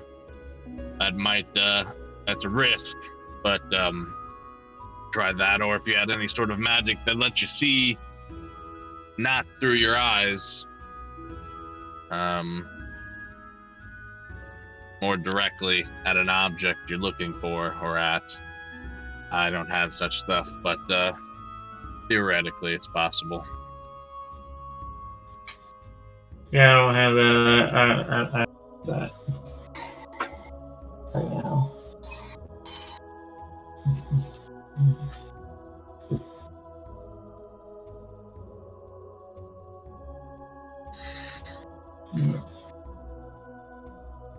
But that looks like the slew of stuff you got.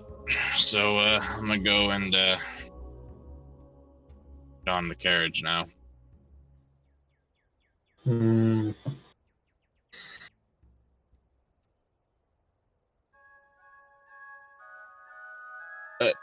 During this time, Raoul and Jarius have left.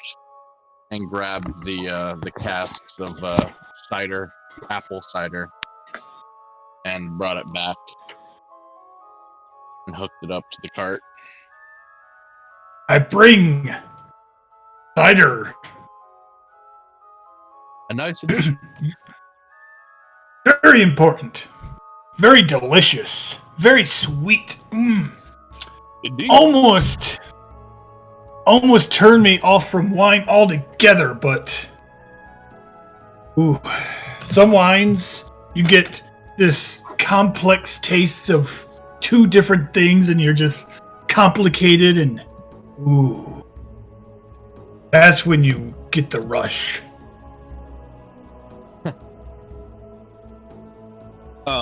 Well, I was thinking probably not to bring all of my carts, especially if we're going to be leaving this carriage behind at some point, and that I could just travel with you all. I have paid the stableman to hold it for a number of months, and if I don't return for it, then I've gotten everything of import taken off, and well, if I don't need them, I don't need them. Yes. Oh, that reminds me.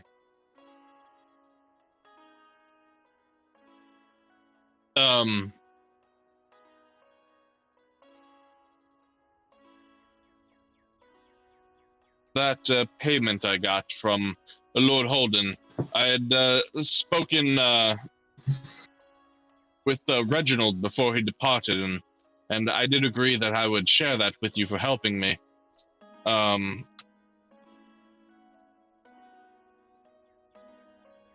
That is what you all get. I've already separated it into little pouches for you all. Ah, wonderful. You know, I knew I was getting. Violets is what? Platinum, or is that Platinum. So that's the equivalent of 900 gold. Each of you. I wish you gave me this earlier. I had kind of forgotten about it. That's fine. I bartered some of my items for the cider. Some of the stuff I don't really care about. Well, this would have been a lot easier, though. But whatever. You live, you learn.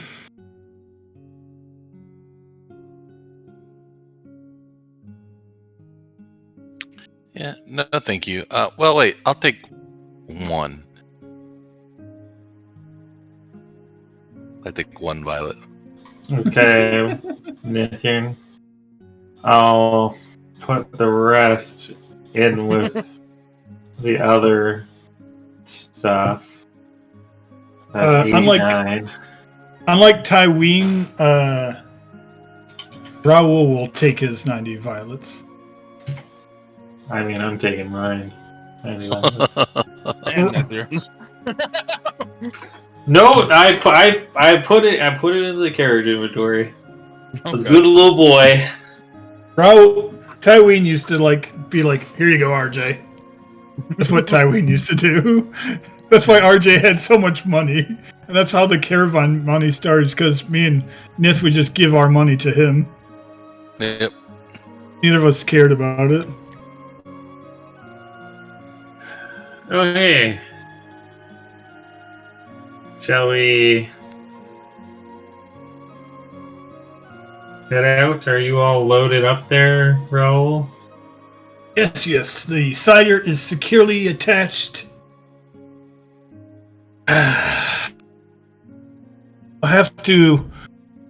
That's going to be a problem without the cart. And I'm going to have to bring a bottle or two with me once we leave the cart. Go on a walk.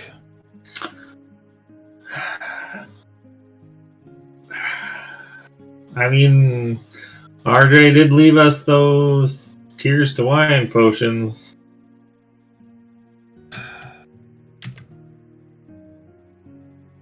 A delicacy, though. This is the only place I've ever been to that has this type of drink.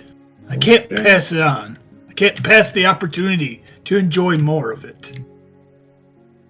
Well, I think we're going to be riding on the cart for a few days, so doubt you'll get through those casks, but No, I don't think so either. Barkeep gave me such a great deal that I had to buy two. how much did you pay? I gave him a ring and a gem, but he was asking for 90 blue. Is that how much the cider's worth? You're not sure, but probably not.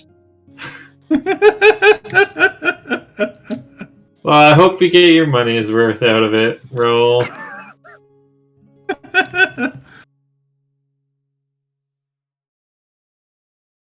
Earl doesn't care. What's Was it money your- for?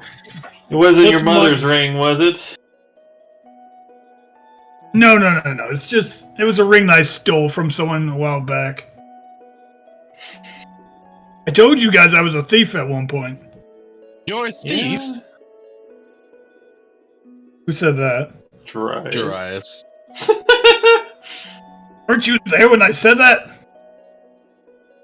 Maybe you I weren't. might I don't have know. been, but why would you steal from people?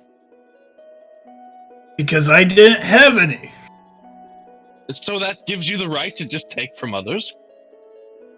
Okay, I was a very morally confused at that time, okay? I don't do it anymore. I needed the funding for my experiments and my research. You I served ran your into him. time, right? Right, Raoul? And I just... Right? Oh, don't worry. That wasn't even in this country. You paid your debt to society? It wasn't in this country. Don't worry. No one's looking for Okay. me. Now, you probably should be going the country south of here. They might still be looking for me. What an interesting tale, Raoul. You'll have to fill us in maybe some time later. Oh, I could tell you the stories whenever you Oh, like. we're much too busy. We do have to get going on the road, you know? A better time than on the road. as Drix begins to pull out and onto the road, has all the time in the world now to capture your ears. First, I have to tell you guys the story of what happened to me in that cavern. Oh, something did happen? Yes. I'm still not 100% sure, but on the other side of that bridge, after a few minutes walk, I went down some more stairs and ran into Astron Cluster. It's a huge Astron shard coming right out of the ground. This one, I haven't seen one before, but from what I could tell, it had multiple energies coming out of it. I could see colors swirling around. It had multiple Astron shard energies emitting from it. And then there was this pool of silver liquid. So what happened when you touched it? Now, I didn't touch the stone because I wasn't 100% sure what would happen if I walked through the liquid. So I collected some of the liquid in a bottle. And then shortly after that, this big rock, like golem thing came out of the liquid. It was... Okay, so it wasn't made out of rock. It was made out of the liquid, kind of, but hardened. It has chosen me to be I proved that I was worthy of being maybe accepted into being a keeper of the runes of some sort. Ah, right. Now the problem is, the quest that he has given me is a little bit time-based, and if I fail, I die. Sure. But if I succeed, Rex. more power could be coming my way. Rex. Yeah. How much of that leaf stuff have you been giving Raul for inspiration? I only gave him the couple pieces. Okay, you need to stop. Okay. Something's not right with him. If you don't believe me, look at this. And then he'll like, I picture him having like a button shirt or something. He unbuttons it, shows off his chain armor, and then pulls it down, and on his chest above his heart is a rune burnt into his scales. See, this wasn't here before. Does that hurt? Oh, intensely.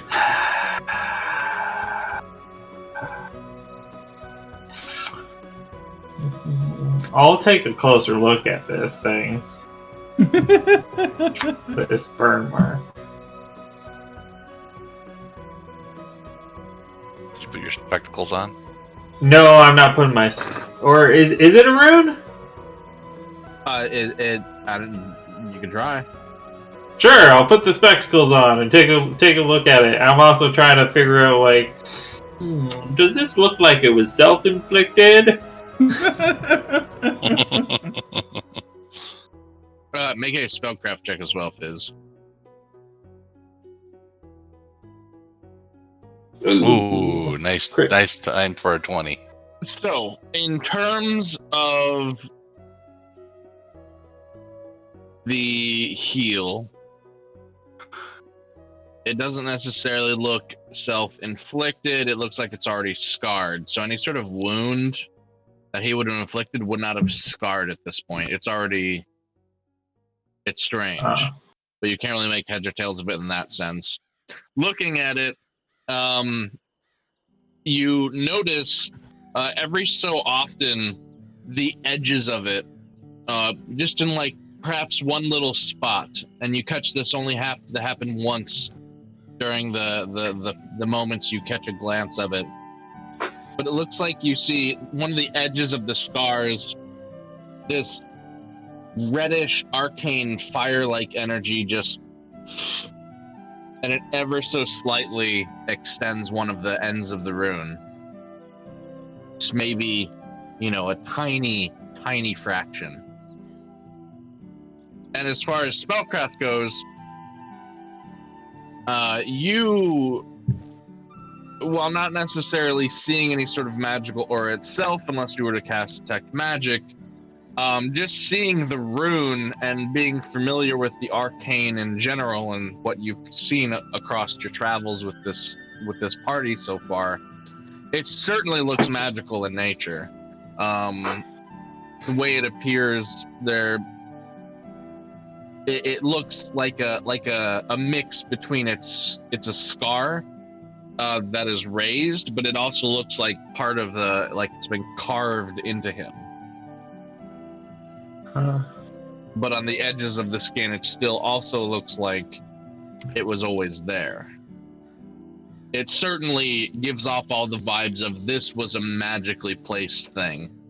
And you can even see it's not a very intricate rune, but the rune itself, you get the sense, while it's not any sort of direct translation of any sort, but it is of the variety of a rune of power. And runes of power, while they may take many forms and shapes, typically runes of this nature impart incredible abilities onto those items or creatures or things that they find themselves on, but almost always at a cost.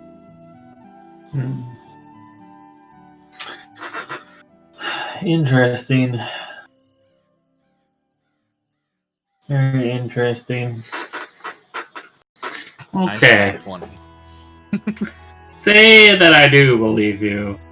Do you know how much time you have left to do whatever you need to do?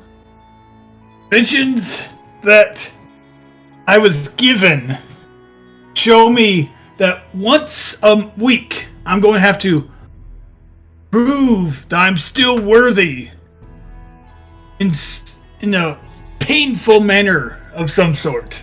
It's not at one specific time of the week. That check just Yeah. represents over the course of the week your body's ability to withstand and prevent it naturally from spread. So Yeah. over the course of the week, it will continue to grow. It's just at that 1 week mark is when mechanically the check is made. Gotcha.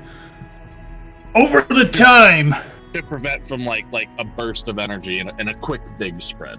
It's always slowly growing, but a big spread can happen. not really.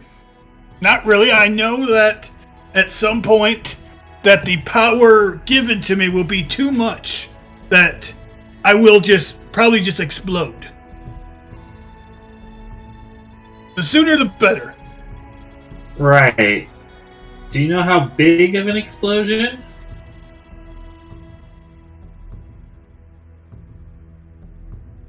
Big. Big? Big, you say?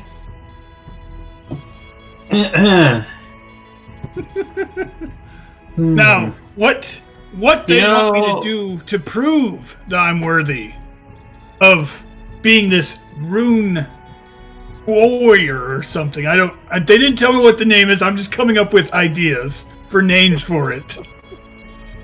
Is I must either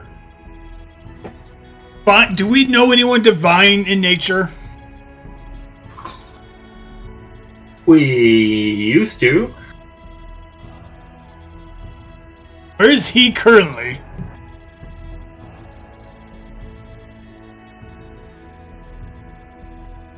On the other side of the portal. Well, what did when we went back to him? Didn't he like transcend or something? Like, I don't think he's still there. I don't know. I see. Well, that's fine. They Yeah. gave me 3 options. Create something, enchant something on the anvil with a divine presence in the same area. Number 2, bring an Astron shard that the cluster does not already have to improve its power.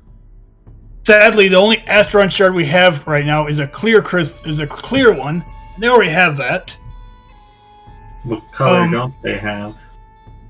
Let's see. I know what colors they do have. Not 100% sure how many different colors of Astron shards there are, to be honest. The dwarves would know. The dwarves would know, yes. And, I've tried to talk to them, but they're very finicky people. Quick out of character question. Yeah. That fiery cloak of vanishing, it doesn't negate the damage, right? It just lets you disappear. It just takes the energy of that damage and transfers it into the activation of the effect. You still Does take the person get damage, but Yeah. it lets the effect activate. Okay. Already has inside of it currently energy-wise is a red, orange, blue, violet, and clear. Which So I know- you know to be the main 5 types. Yes. The common colors. AKA also the same colors of the like chips you guys use as currency. Plus clear. Now, I do know that there's green and cyan out there. I've seen them. So there's 2 options. I'm sure there's others as well.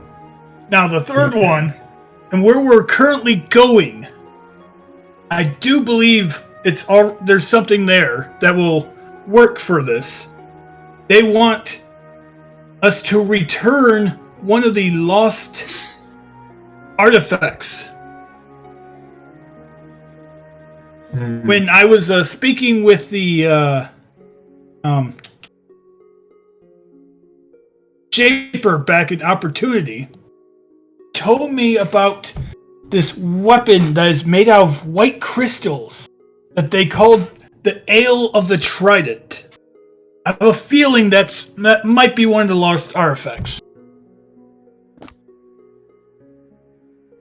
So you want to do that one? If you do this one thing, then you're successful? That, or if we find a shard of a color that it doesn't already have, that'd be also appropriate. Well, this witch might be using some shards. Do we not True. think that? That's also an option. That's also an option. To make these owlwares. I suppose we could always deal with the witch and go back to Holden Keep and then go through the secret path. I don't know. We'll deal with it. Don't worry. I'm strong enough. I'm strong enough to hold back this runic power, okay? My body's like a temple. Yeah. Yeah. My body's like a temple. My brain is like a gym. Right up until the point it explodes. Oh, you're such a scaredy cat. Live for once.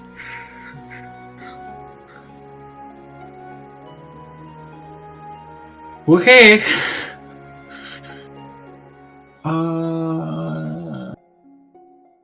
Giving me great powers. Watch this. He'll look around, and is there like a random piece of wood or something? I mean, the cart's made out of wood. Like just a piece of wood, like Probably limbs along the road. stuff. It's not really a loose piece of wood. I mean, the carriage itself is constructed of wood, and yeah, there's like rocks and trees off the carriage.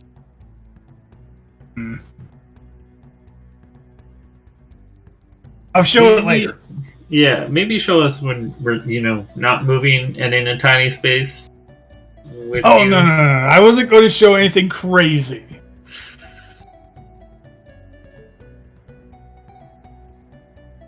My complete... No, we'll do it later. I'm sure we'll find something later that I can do.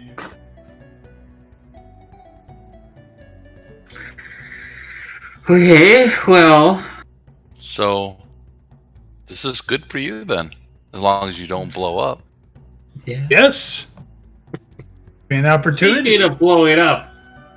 If you're in this rare possibility that Raoul does blow up. I'll try to He's dodge. likely going to be standing closer to you than me. Yeah, we do have a couple items that might help you out. I'm fine. He'll miss me. Are you sure? Yeah, I'm sure. Some lovely bracelets and a cloak. My clothes are. I like what I have now. These wraps that I have are really, really nice. Yeah. I'm getting ready. Matter of fact, I think I'm going to start coloring them. I know they're just white now, but I have a way to apply colors to them. I think I'm going to color them up some. Should make them look like flames there. That'd be cool. I'm kind of fond of the color green.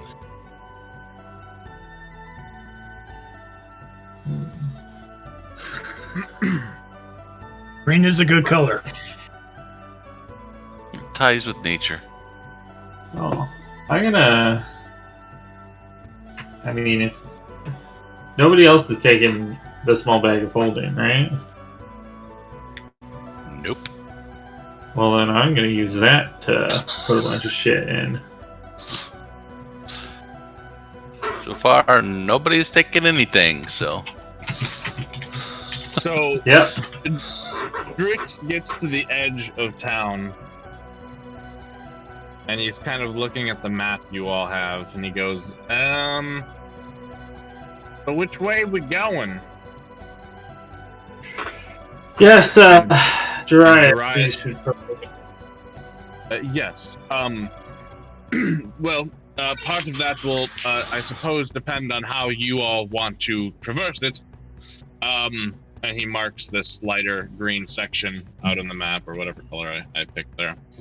And he says, that's really where the forest will begin to get too dense for the carriage to really progress.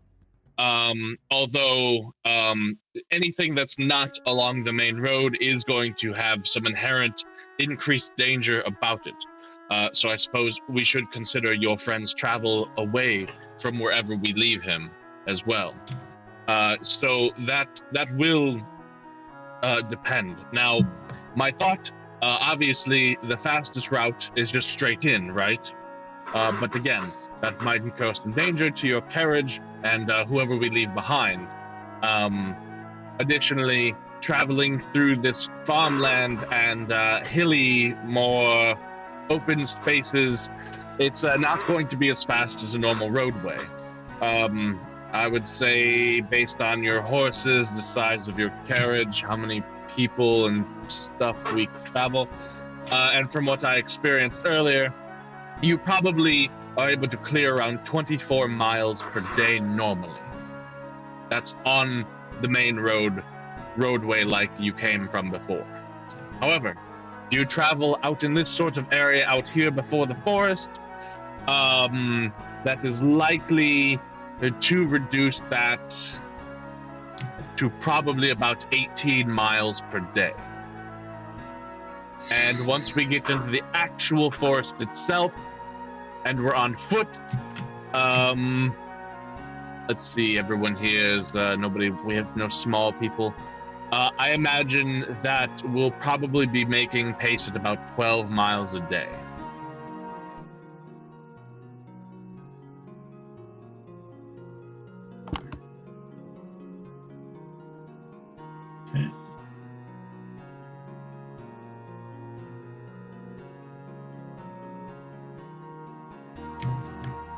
Well, you and Drix know the best thing for the carriage. Do we go straight, follow the road, and walk in, or? I don't know Drix's combat capabilities or ability to survive the wilderness. It might be safest for him to get to the highway as quickly as possible, or perhaps beeline it straight back to Holden from wherever we leave him. But regardless, I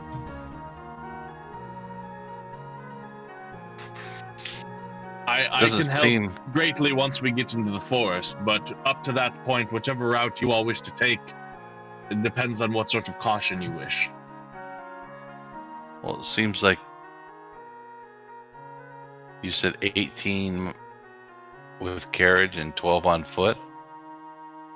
Once we get into the forest, we'll probably be making about 12 miles travel a day. Give or take a little, but on average, I imagine. So we're not really gaining much by taking the carriage.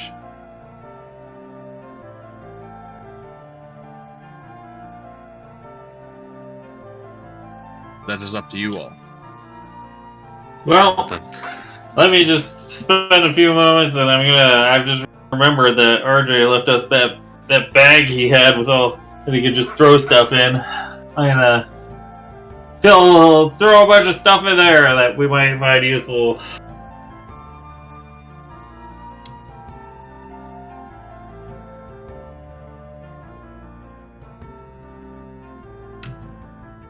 Sorry, some of those speeds are wrong.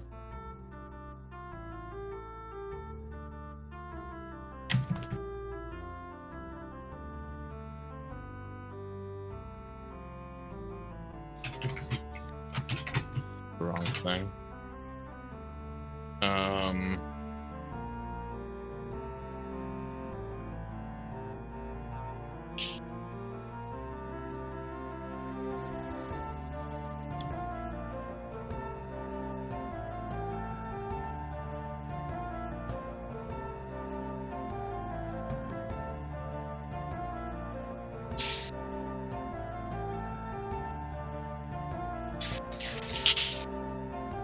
I've already like rejigged it to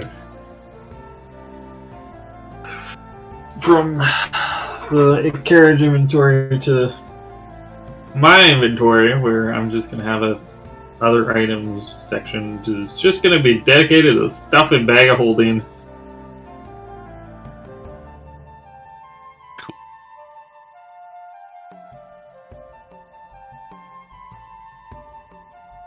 I'm literally just gonna stuff everything in there except like my crossbow, and bolts, and skeleton key and stuff I'm wearing. Yeah, just make sure you note that anything left in the carriage loot, I will assume, is on the carriage itself. Otherwise, have it in your bag of holding somewhere or something like that. Yeah. Drix, do you have? We need rations. Did you stock up on rations? Yeah, I've got stuff you can take. Take as much as you need. I've got enough for all of us, probably about 3 months of travel. So, that's okay. what? 120 per person that I got.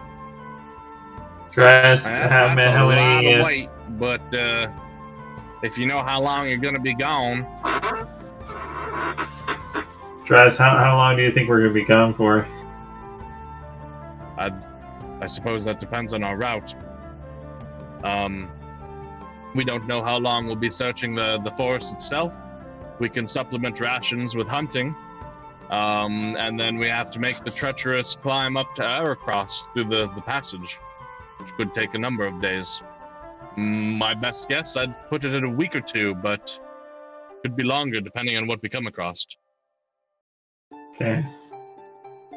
So 3 weeks. How many days a week is 9? 10. 10. So 30 per, and there's 1, 2, 3. Dries is coming. Wizard's staying, right?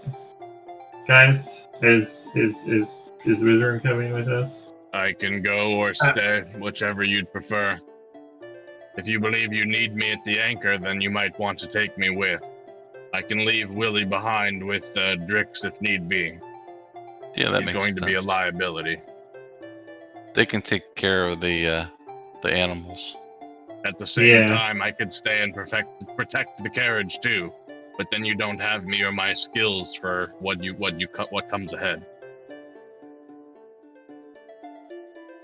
I'm food. You don't have to worry about food for me. My bag here that I got, Oh, it's gonna yeah, last. that's right. It's gonna last So- months. Okay. 4 of us need food. If need be, I do know how to hunt. Well, I can fit a lot in this little bag, so let's just scoop in 70 rations. I too am quite a proficient hunter. And So- I'd rather can have them and not travel- need them than not have them and need them. You're faster on foot. Yeah, I was gonna say we can travel faster on foot. Maybe taking the caravans. Not really. Yeah. I mean, we got out of town, which is great, but maybe we send them back. The Yeah. carriage has always been useful because of these super long treks. Right, for carrying heavy loads. Yeah. Yeah, because you guys carry hundreds and hundreds of pounds of rations and supplies and water Yeah. that you couldn't carry without it. We don't need water. Is it I don't safe? need food. though? Is it Is what safe safe? though? Is what safe? For them to be in the town? In Holden? Yes. I mean, Drix, if you want to go around to nearby towns for a little bit and then go back to Holden, it might be best to spend a few days out of town. That brings me up to something. Y'all were talking that one night before Reginald left. I mean, I was there at the fire too. Y'all were saying you might get picked up from the air doohickey and air across. You might meet back an opportunity. Like, Yeah. Where should I head? Like, I should I make my way back to Opportunity? Do I wait and hold it for here? Like, I don't know where y'all want me to go, or when you'll be back, or how long it'll be. Say you're Oh, gone boy. for 3 months. Should I just carry on with my life? Like, I don't. Can you travel your own to Opportunity? I mean, if y'all leave me enough gold, I can probably hire people to protect me back to Opportunity. It didn't cost too much. Well, are we getting picked up? Because I thought we had told them that we would meet them back in Opportunity. No idea. I'm pretty They said sure they'd we told look them. for us. Yeah, back in Opportunity, we agreed that we'd go back to the embassy and try and meet them there. Wizard speaks up and says, that was the default goal. But they repeatedly mentioned that if they could swoop in some sort of act in valor and rescue us from Heracross, that they would take that opportunity and check there first. I don't believe them, but they did say that. Wizard, do you have a way of sending a message over the long distance to Drix? Not at all. Not at all. Of course I not. can send a magical message about 200 or 300 feet. Okay. Well,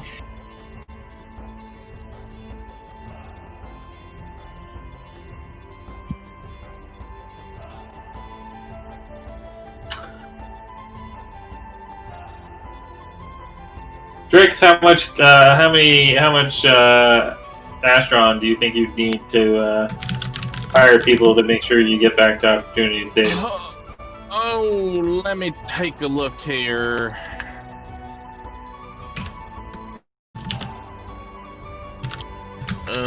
Let's see. Let me open up my little notebook I keep for certain sorts of things like this. There's lots of people, and I like to keep records of, averages. That way I don't get ripped off from place to place. Well, I could hire slaves, but I don't think that's what we're all into. I'm just kidding. I'm kidding. Let's see. Some trained guards. Anywhere between 3 to 5 silver a day. And it's about. Oh, let me look at the map again real quick, like.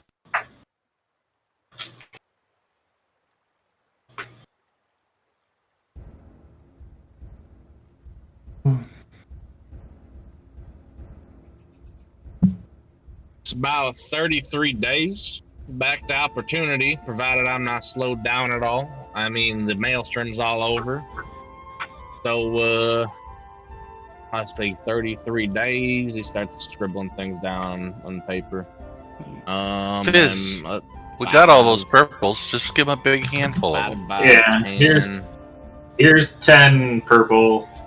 That should be enough, and I think. probably around 17 blue. Oh, I mean, yeah, that's way more than enough.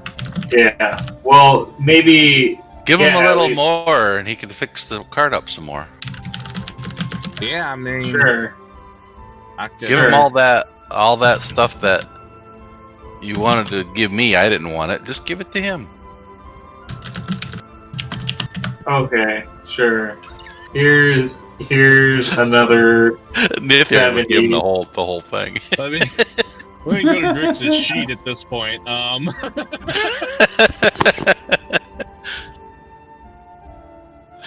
Here's another 70 purple.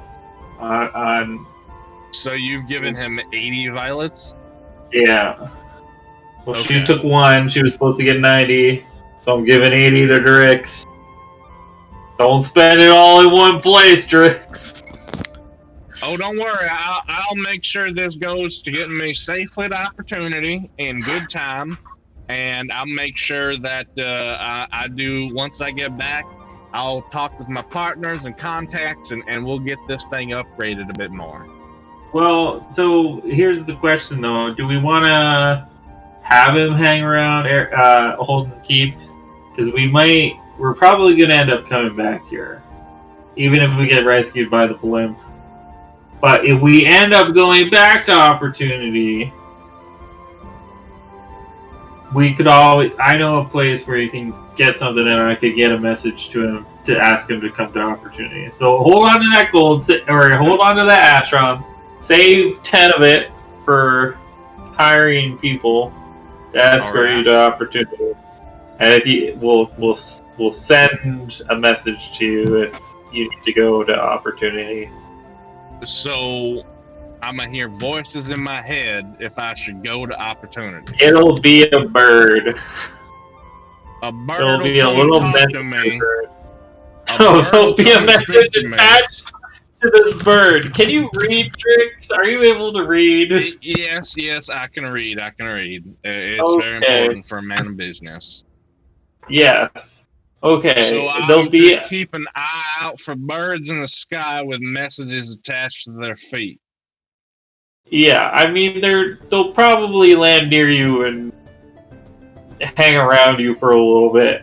You know, I don't think you need to be worried. I don't doubt you because I've seen some of what y'all can do, but that sounds ridiculous. Well,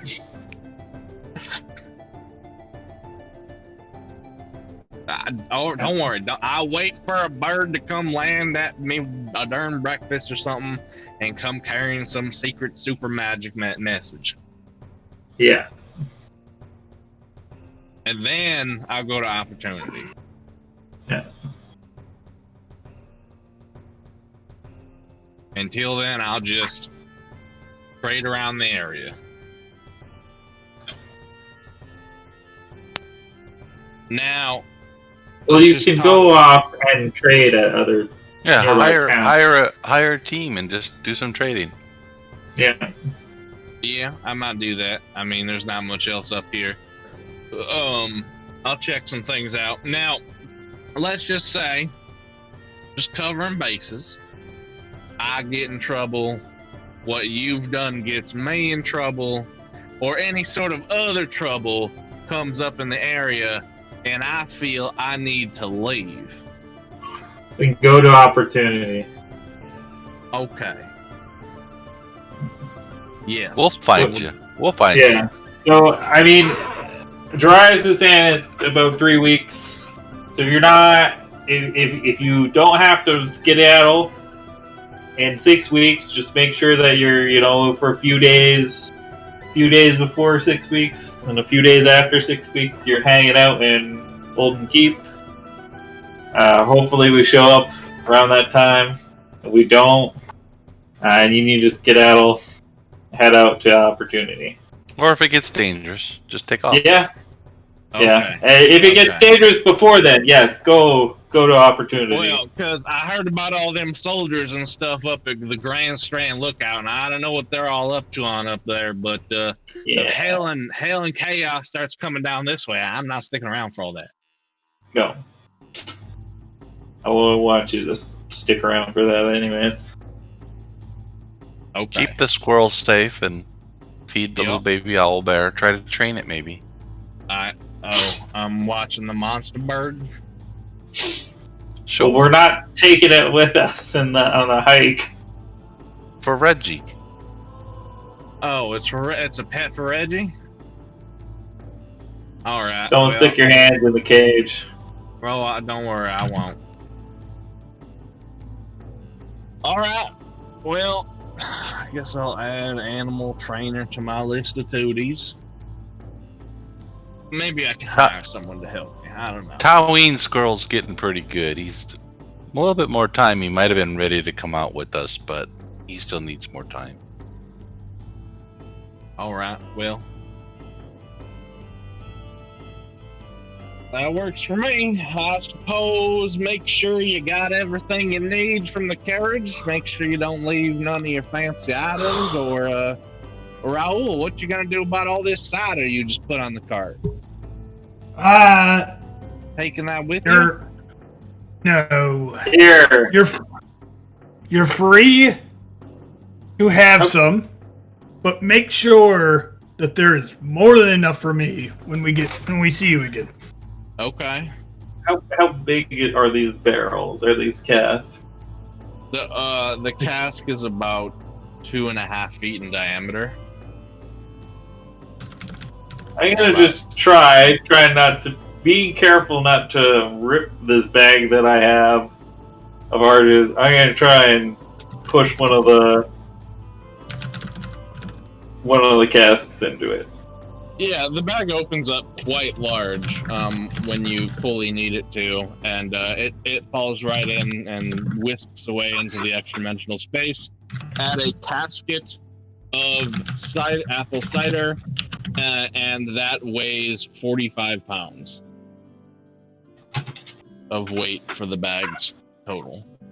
Oh, there's a limit to the bag? Yes, the bags have a weight limit. Okay. It's 250 pounds, 30 cubic foot, if it's a type 1. Yeah. Probably is. So the bag itself. Be careful with Yeah, they can hold 250 pounds of content.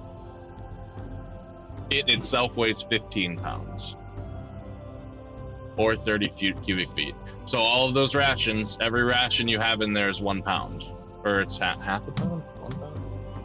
That's 1 pound.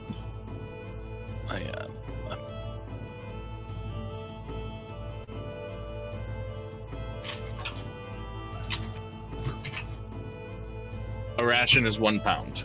So.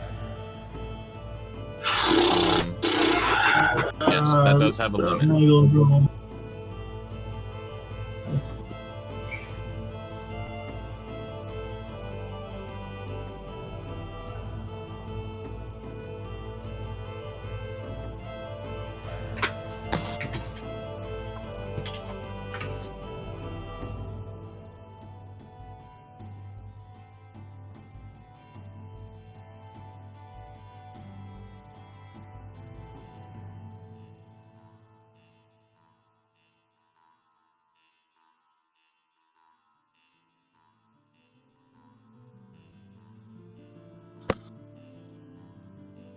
You should be okay for now. I don't know. I had intended to throw a bunch of other stuff in there that I was carrying. I mean, you can do that bookkeeping when you need, just by end of session. Make sure you know what you do and don't have. Yeah. And have all that weight figured out. That way. Hopefully, I was able to bring that cask. If not, well, we'll find out if Raoul's unhappy tonight, or later. Darius goes, well, if that's the case, it should be about 5 days till we hit the forest edge. And then it's going to be a matter of searching, to be honest. It could be a week or so of searching in the forest until we find the right area. Well, let's travel 1 day, camp, and then we'll break and send the cart back, and then we'll go. Or do you just want to go now? Send it, leave the cart and go. The highway, we'll be faster on foot. Yeah, so let's just send the cart back and go. All right. Well, I hope all y'all do whatever it is y'all have to do. Fight the good fight. Make more money. Be safe. Think your old pal Drix, and don't die. That was for Towing Squirrel. Just one more time before I go. Because of the well over a month and a half work you have been doing with the animal, it would depend on you, but there is a chance that if you wanted to bring him with, he stays near you. You are fairly confident, but you've always had him in a controlled environment as well. I mean, you've been taking him outside in a little bit, and he's not just bolted off into the woods, but I mean, like, you've always had him in an environment that is peaceful. Tim, I'm going to let you help make this decision. Nithyan's tempted to take Towing Squirrel with us. I would rather him be in the safest place they could be.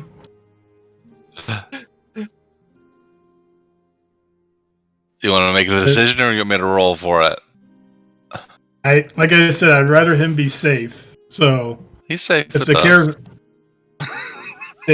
say that until we go for a swim and it drowns in water, I probably could swim better than you. or forget to take care of it properly. I've been taking care of him every night for a month. Or he's with you and then a fireball hits you and he gets burned alive. Yeah, that would suck.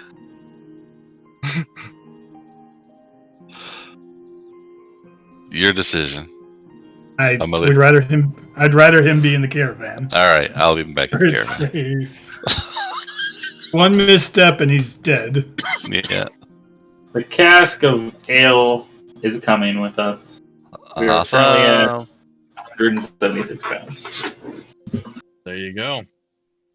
And with that, the story that me and Navarre have been working on with Tywin.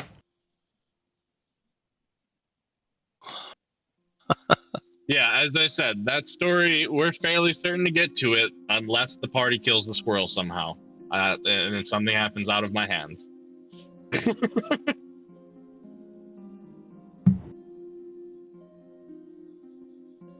don't know. I just thought it'd be fun to have the squirrel with us, but it's good. He is our mascot. And to be a little more specific on that cask, if Raoul cares at all for the purposes of sharing, there are 75 glasses or pints in that. He'll share it. He's not a greedy man. Yeah, I just mean like one glass is usually one pint. So, Yeah. Not that you have to be super serious with keeping on track of that, but just that gives you a general sense as to the volume. Yeah. All right. So Drick turns and leaves with Willie. Before they depart, you hear Wizrun. All right, now, Willie, I want you to continue your studies, trying to discover your talents, help Drix in any way he needs, clean up after him, tend to him. Make sure you make his life easier. Don't get lost, don't do anything stupid.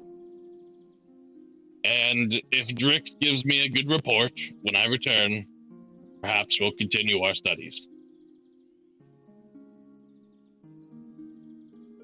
He goes, okay. Safe travels, Master Wizard. And he hops on the cart. And they begin to drive away. Wizard just sighs. Oh, this is going to be an ice break. You're gonna miss him. I doubt it.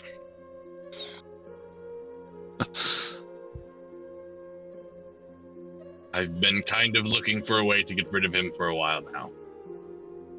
He doesn't understand the complexities of studying the magic. He has some innate talent, but he's useless when it comes to understanding it. He's not a very intelligent boy. I told you yesterday. We just gotta get him put him in a situation where he has to use it. The best way to learn is on the field. Trial by fire. Yes, well, let's see. Shoot a fireball at him. I can't throw fireballs yet, but perhaps soon. You know, that's how my mother taught me. She wants to help me with my ability to dodge. She used to shoot fire at me all the time. Her fire breath at me all the time. Hurt pretty badly.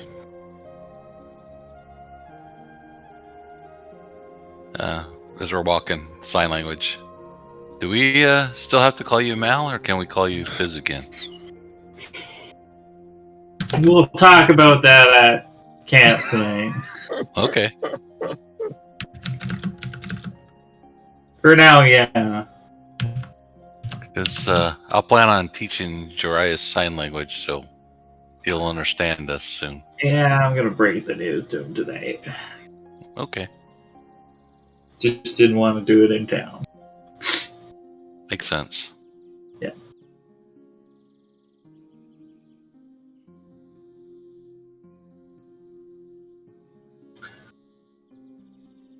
Okay. So, So there's 5 of us, right? Yeah. 5. yes, it's the 3 of you, Jarius and Wizard.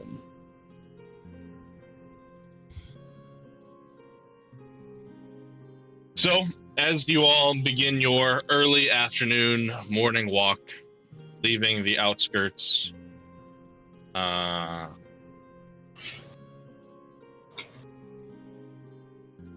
you seem to travel through many outskirts farmlands, intermixed with hills and valleys and flat open areas between. It's very easy to navigate it, as Jarius, using the suns, keeps you in the right direction, and you have the map to reference various geographical points that he knows from traveling the area quite so well. And while the buildings and farmhouses that you see, they're very sparse, but at any given time throughout your day, you can always kind of see one, or at least the farmland of one, off in one of your horizons. And by the end of the day, it comes time to begin setting up camp, unless there's any sort of conversation or activities that are had during your travel.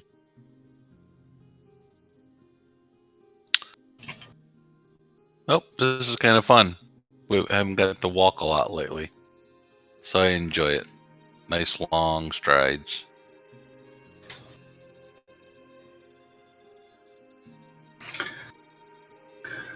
Yeah.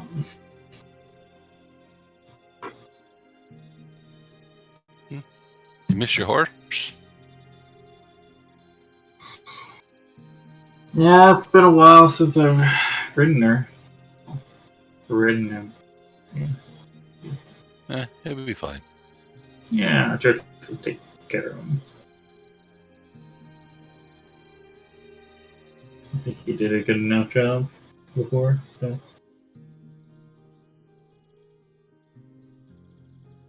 Well, he fed them at least.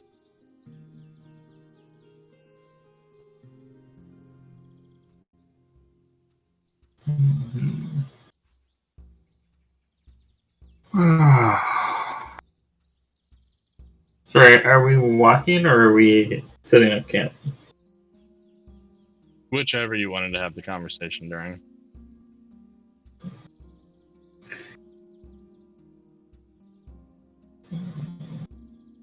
Yeah. I suppose I should tell Jaranis, who I really am.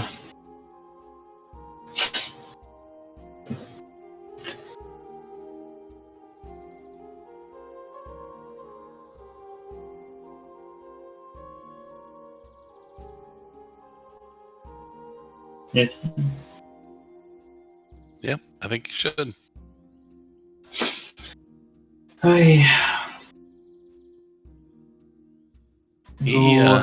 He responds well to honesty. Yeah. And if you're honest and truthful and explain it to him, I think he'll believe you.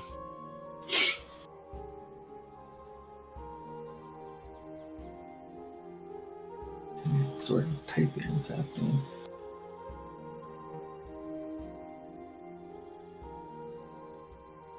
You see Jarius was walking ahead of you. You guys are talking.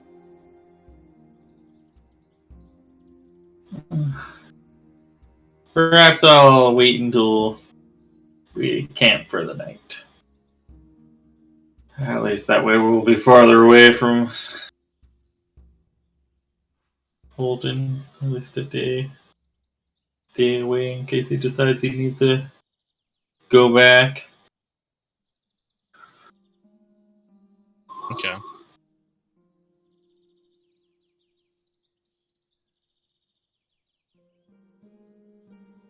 say.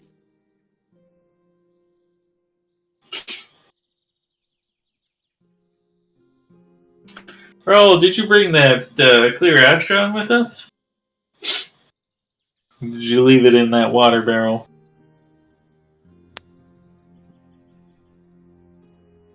I think you're on mute. Left in the water barrel. Ah. Well, hopefully it hasn't changed by the time you get back. Would be Guess sad. that would at least. I guess that would at least give you a window. Would give me a window. And from what RJ told me, all you guys are able to do it. So if it does get its color back, then one of you guys can do that thingy, McBobber, that you guys did, that he did, and then we can just put it back in the water. And we know by a rough estimate about how long it took the first time. So it didn't take that long.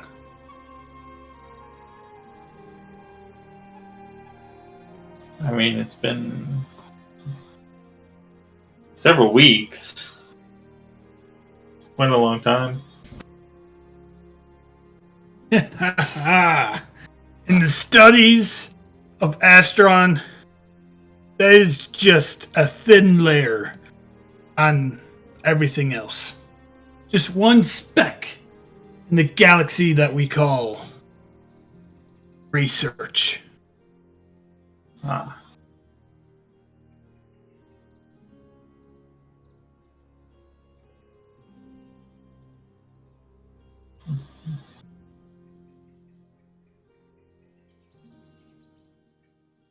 Well,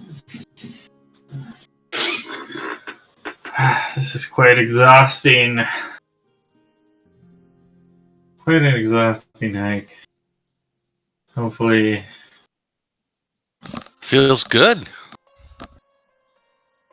I liked the carriage better. I found it very cramped, constraining. This, you can be free. You can do flips, and she does a flip. You can dance while you walk. So much more room to express yourself. Yeah? And her flip, it's so like just absolutely perfectly graceful. Like she doesn't even miss a step. She just and just keeps going like nothing.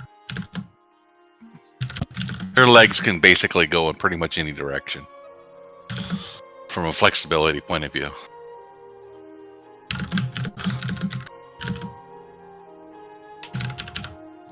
Very cool. Well, I suppose that's one way to look at it. Personally, I enjoyed having a somewhat comfortable place to sleep every night. Sleep outdoors. Hopefully it doesn't rain.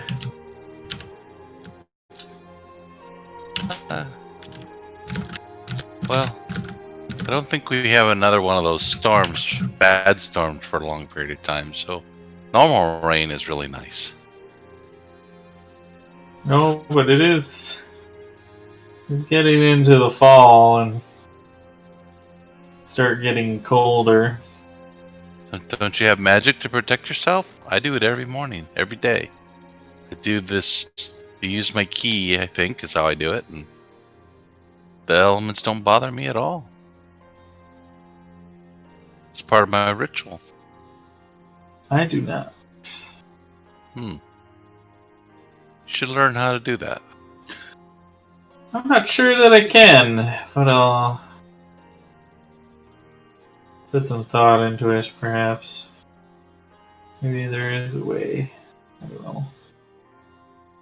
I've spent so much time on the road that I'm pretty much immune to the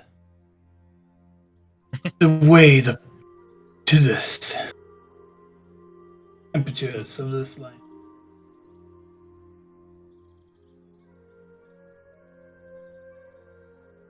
Not true at all, but Yeah. I am immune to a lot of shit now.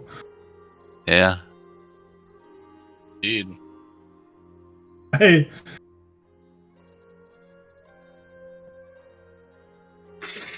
Well, Or that. let's try to keep an eye out for a good place to camp. It's not Hey, Darius, too. you know this area? Is there good spots that you recommend? There are. We could camp outside. We could always try and seek refuge within one of these close by farm villages. If we wanted to try and perhaps pay our way into one of their homes, we might be able to find some nice shelter for the night. Or we could risk, finding a nice place in one of these fields or tree lines. Or in a tree. Raoul likes to climb trees and hang upside down in them. Are a wonderful place to sleep.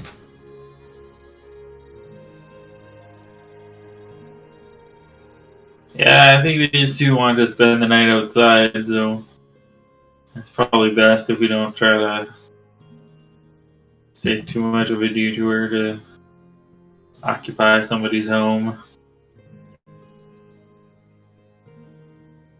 Plus, it's probably better for Darius if we're not in the house. Yeah. Well, regardless of wherever we set up camp, I will be going in a short distance away and finding my own situation, just in case.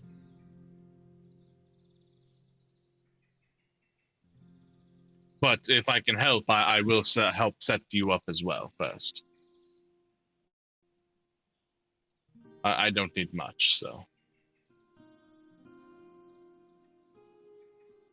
I just need the ground. I can smooth out and make a nice bed for myself.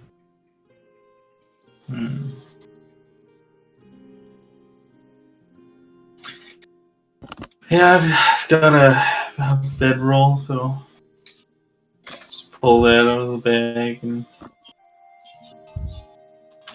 sleep on that, I suppose. So, when we are traveling with the caravan, it is one thing. You are with a larger number of people, there are many horses, there is a structure, and you are almost always on safer roads. While you are not quite out of town yet, this is the perfect time to introduce you to a little bit of how more wilderness camping can be set up. It is broken down into a series of roles that at any given night somebody can fill. And these are all things that more or less help you self-set up during the night. So there is the hunting party. Up to 5 people anybody can only have one role out of this list each night. But there can be a hunting party of up to 5 people. Each person be on the first, adds an additional 2 to the survival check made to bring back any amount of food. And this represents roughly around the time, once the daily travel itself is done, those people go off and hunt for a number of hours before coming back, and that takes up the majority of their time until they need to sleep. There is whoever, if anybody, is going to attempt to camouflage the camp, which is the person not only responsible for finding a good spot that is specifically good for whatever reasons, but also setting up any deterrences themselves. And this is a stealth check, and up to 2 additional people can be assigned to camp camouflage, adding aid. I know you have a small group now, so it's up to you how you determine these slots and whatnot for each night. And if you come up with a consistent order or not, it might depend on your day-to-day activities or your location. There's also the cook, and this is the person that spends several hours either taking whatever sorts of food can be found in the area, like immediately foraged on the campsite, or the food that is gathered by the hunters, or taking the rations that you have and making it into something more satisfying and more longer lasting.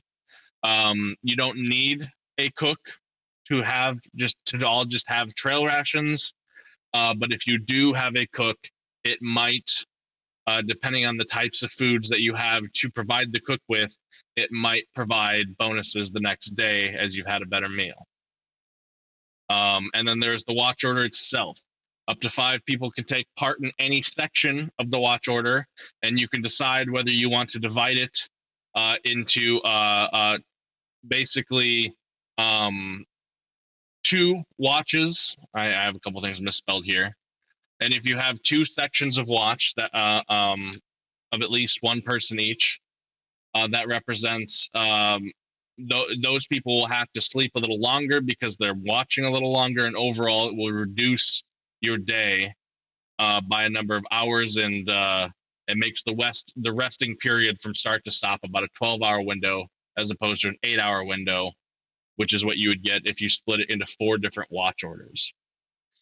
And then the number of this would allow perception checks if something did encounter the camp, and the more people you have, the higher the bonus that the lead watch person would have in that given rest, which may or may not reduce the severity of an encounter. Now, there are special roles that at least the 2 of your companions have. Each of you can create your own special role if you can come up with something in the next week between sessions, something that kind of fits this format or is something unique in and of itself that you think your character can provide. For example, if Jarius' special role is used as where he goes for that evening, he will set up traps and snares around the camp, effectively reducing the severity of any such encounter if one were to happen. This is not a replacement to the watch order, but it is, sort of a little unique thing that he can do. Wizrune, he can very specifically cast the spell Keep Watch on 2 people, which allows them to not have to sleep for 8 hours but still gain the benefits of rest. If he uses that role, that's not really his special ability. Doesn't necessarily take him a role itself. It's just something he can do. The cost is he will be down a spell slot the next day, effectively, of that level of spell. Is that the way it works? I thought he had to save that spell towards the end of the night. Or, yes, it's technically cast at the end of the night. But if you know you want him to use it that night, he'll reserve that spell slot. But if you use all of his spell slots during the day, he can't use this ability. Right. And that would allow 2 people to effectively take watch order all night long, making it only 1 watch order with 2 people.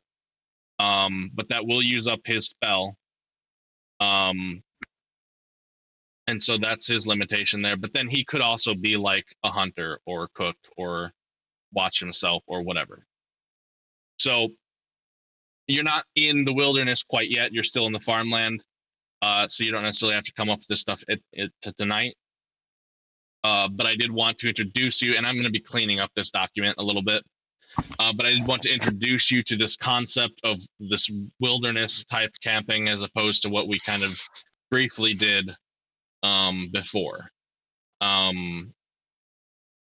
And I'll make something on the dashboard that makes it a little easy, where you guys can just place your tokens as to which roles you want to fill. And it doesn't have to be something we necessarily do every single night that takes 20 minutes or so. It's just something that we can quickly roll a couple things and get over with in about a minute. So that's that. So think of what unique or special ability that you might be able to provide to the camp if it takes up like the effective role of your time slot. Obviously, you can role play and do whatever you want.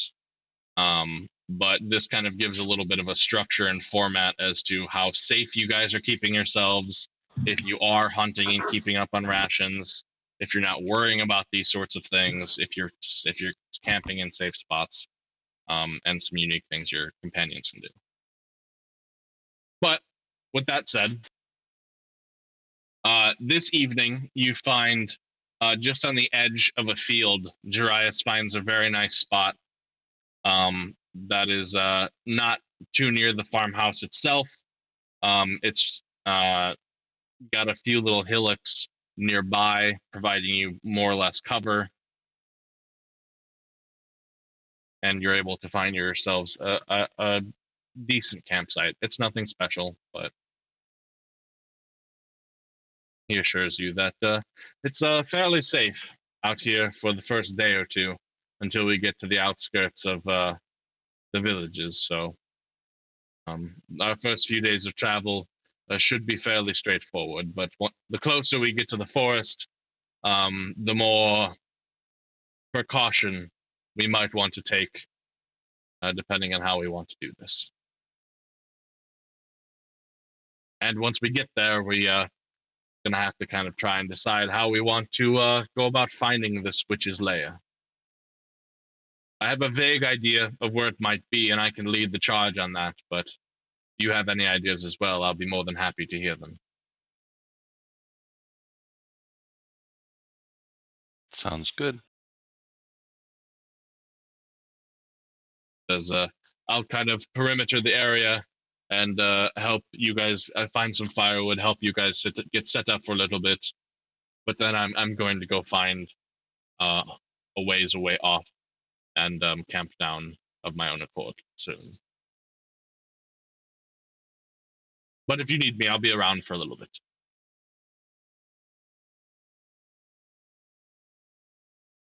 Ah, wonderful. Dress. Yes. There's. Now that we're out the road, I suppose there's something I should tell you. Oh? Yeah, you see, when I found out that you were working for Lord Holden, I was a little worried about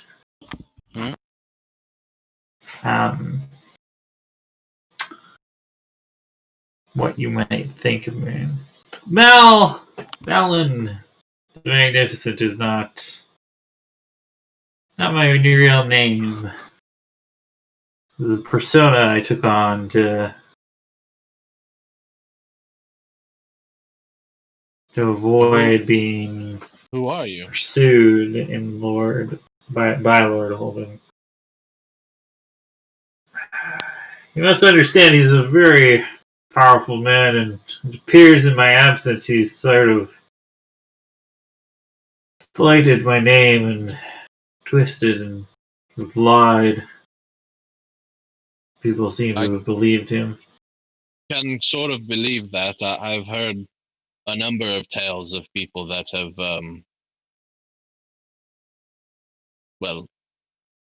been said that they've done worse than what they have. Or received worse for what they have had.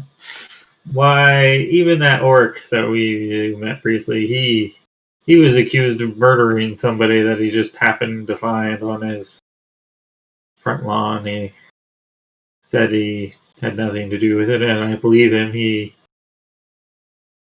possessed a couple things that have quite a good value. You mean that half-orc that I had caged?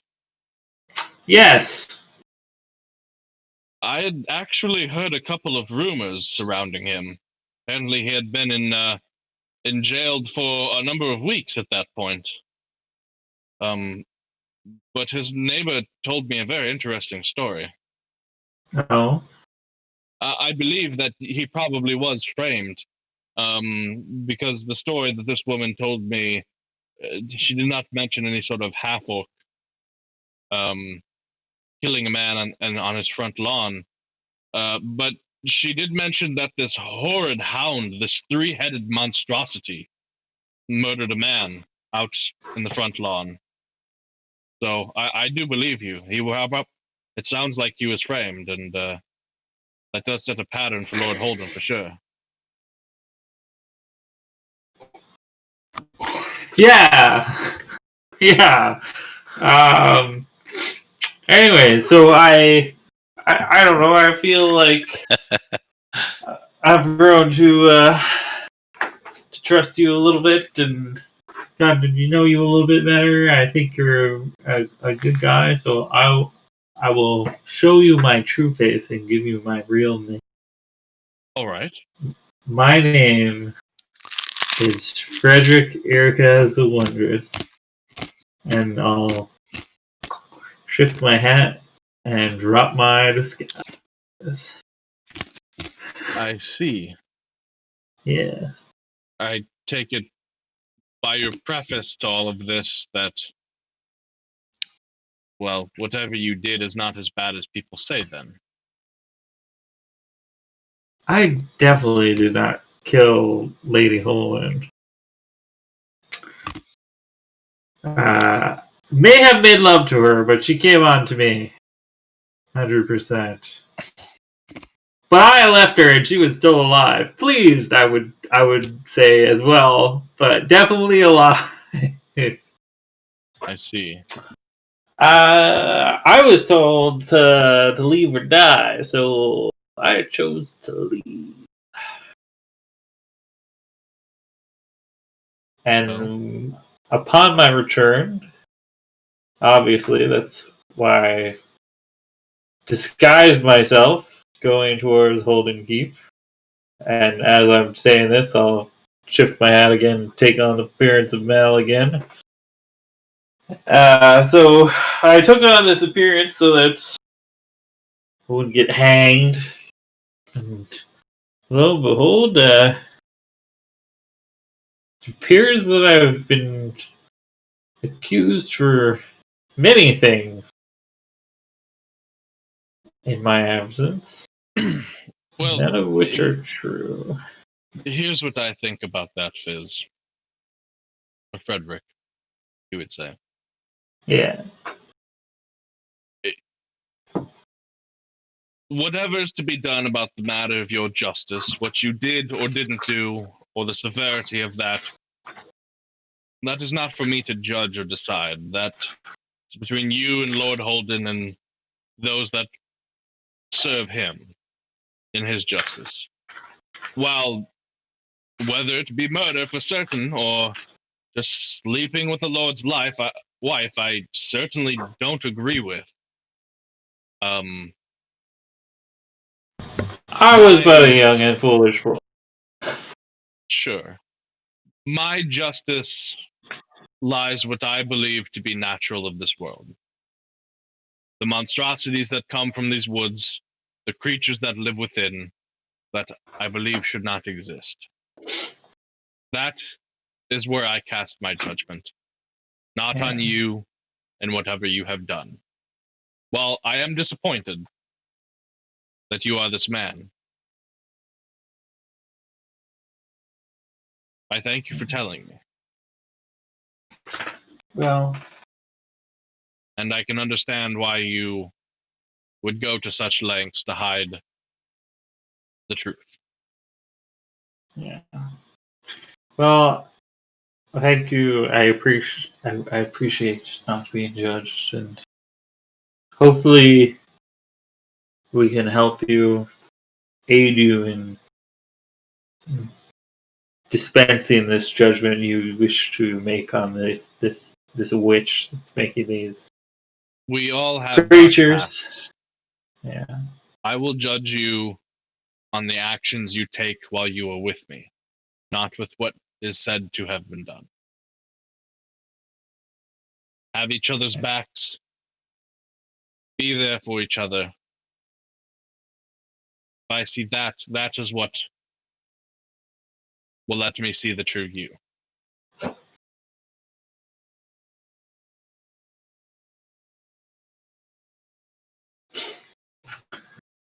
Well, thank you so much for helping us with setting up our camp, Dryas. Of course.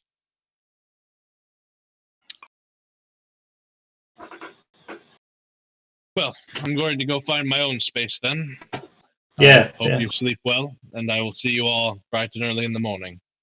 You as well. Kind of claps you on the shoulder. Once you're away from the villages, don't feel you need to hide your true self. Oh yeah, I'm not gonna do that, but we are still pretty close to town. Understood.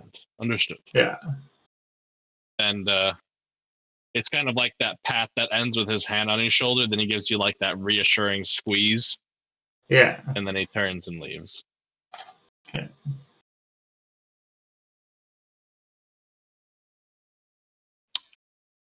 That was good, Fizz. Hopefully, he just still doesn't have those bugbears with him. I haven't seen them. No, I haven't seen him either, but I haven't seen him for a while. But he seems like he's focused on the task at hand of dealing with this witch or whatever's happening with these animals.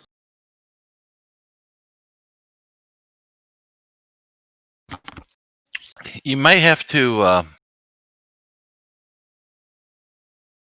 Since I've been watching him and listened to him speak, he definitely weighs heavy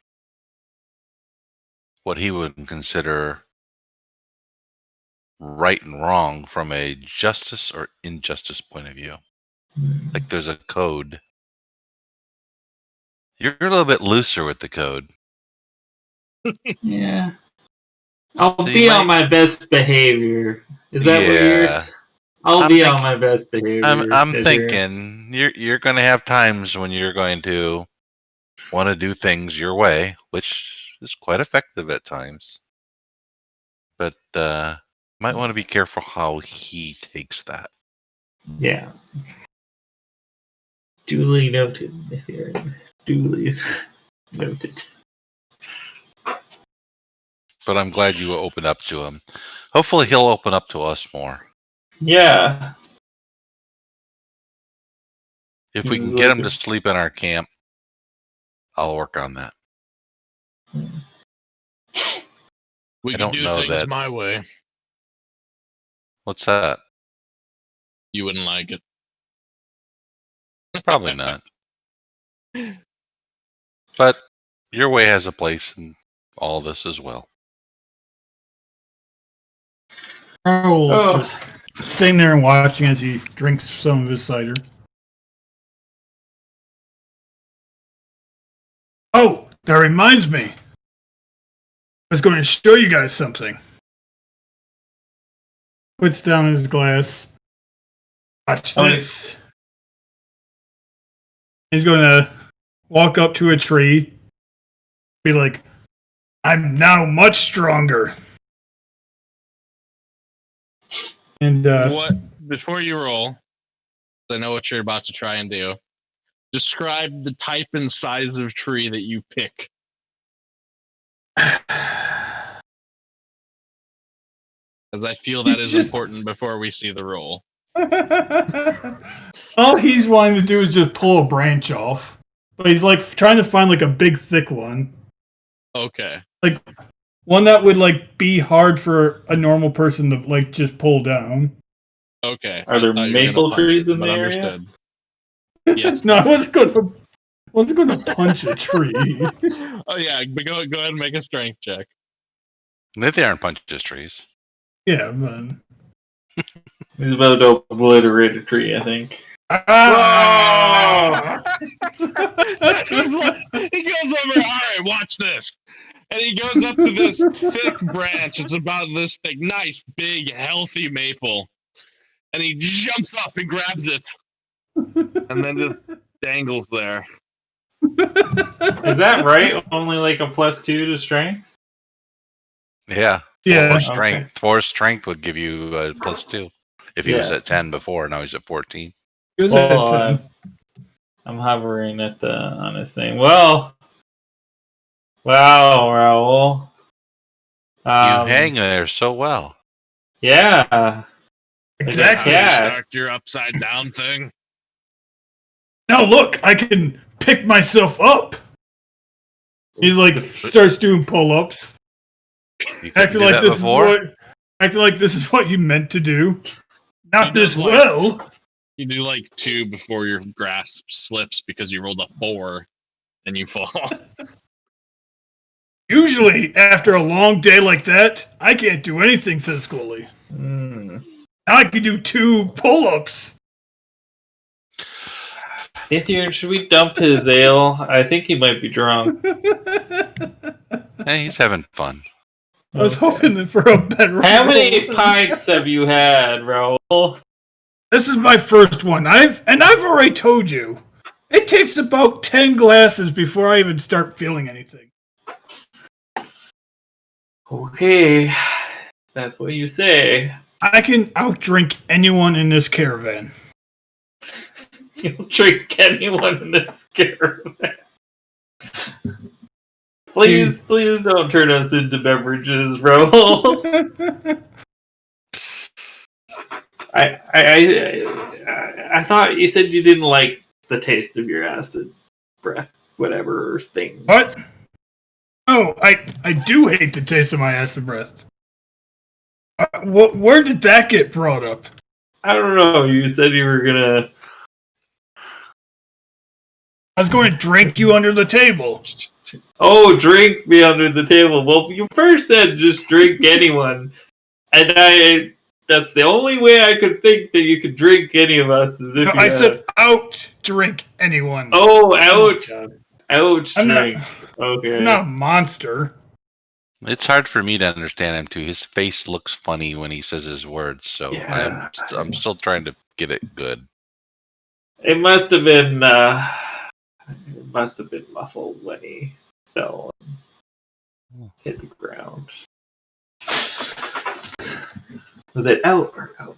Anyways. Okay. Well, that's interesting, Raul. Did doing that do anything to the rune thing on your chest? Did it make it bigger, or Did what? well, The pull up. you were saying you wanted to show us something with your new powers, and I was showing you how much stronger I am. yeah. So does I that did- affect the rune I at did- all, or I did a couple pull-ups. okay? I don't know. Let me look. He'll let go of the tree and then look at the burn mark, the rune burned on his chest. In Does it look any small different? places here and there, it's ever so slightly creeped bigger, but it's not very noticeable. No. I think it got bigger, but might have to research it. Yeah, I think it's the way you described it. It sounded like it was always going to be growing a little bit at the time. So something that I'll have to add to the book. Hmm.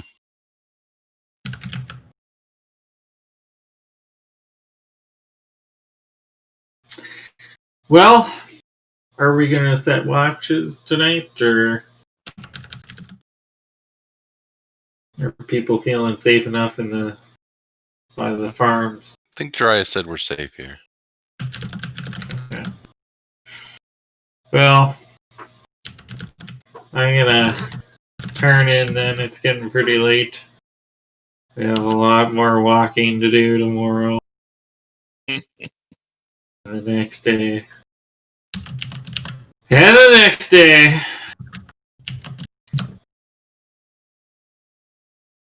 And probably the day after that. So, And so with that, you all eventually, after perhaps another glass of cider or so, a little bit of resting and finding a place of comfort on the ground itself, as opposed to those who were privileged enough to have the beds while on the carriage, find their way to rest for the first night on your travel out towards the forest. And it is there we will end tonight's session. Awesome. yeah. I like how Raul turned that into a super ability. Yeah.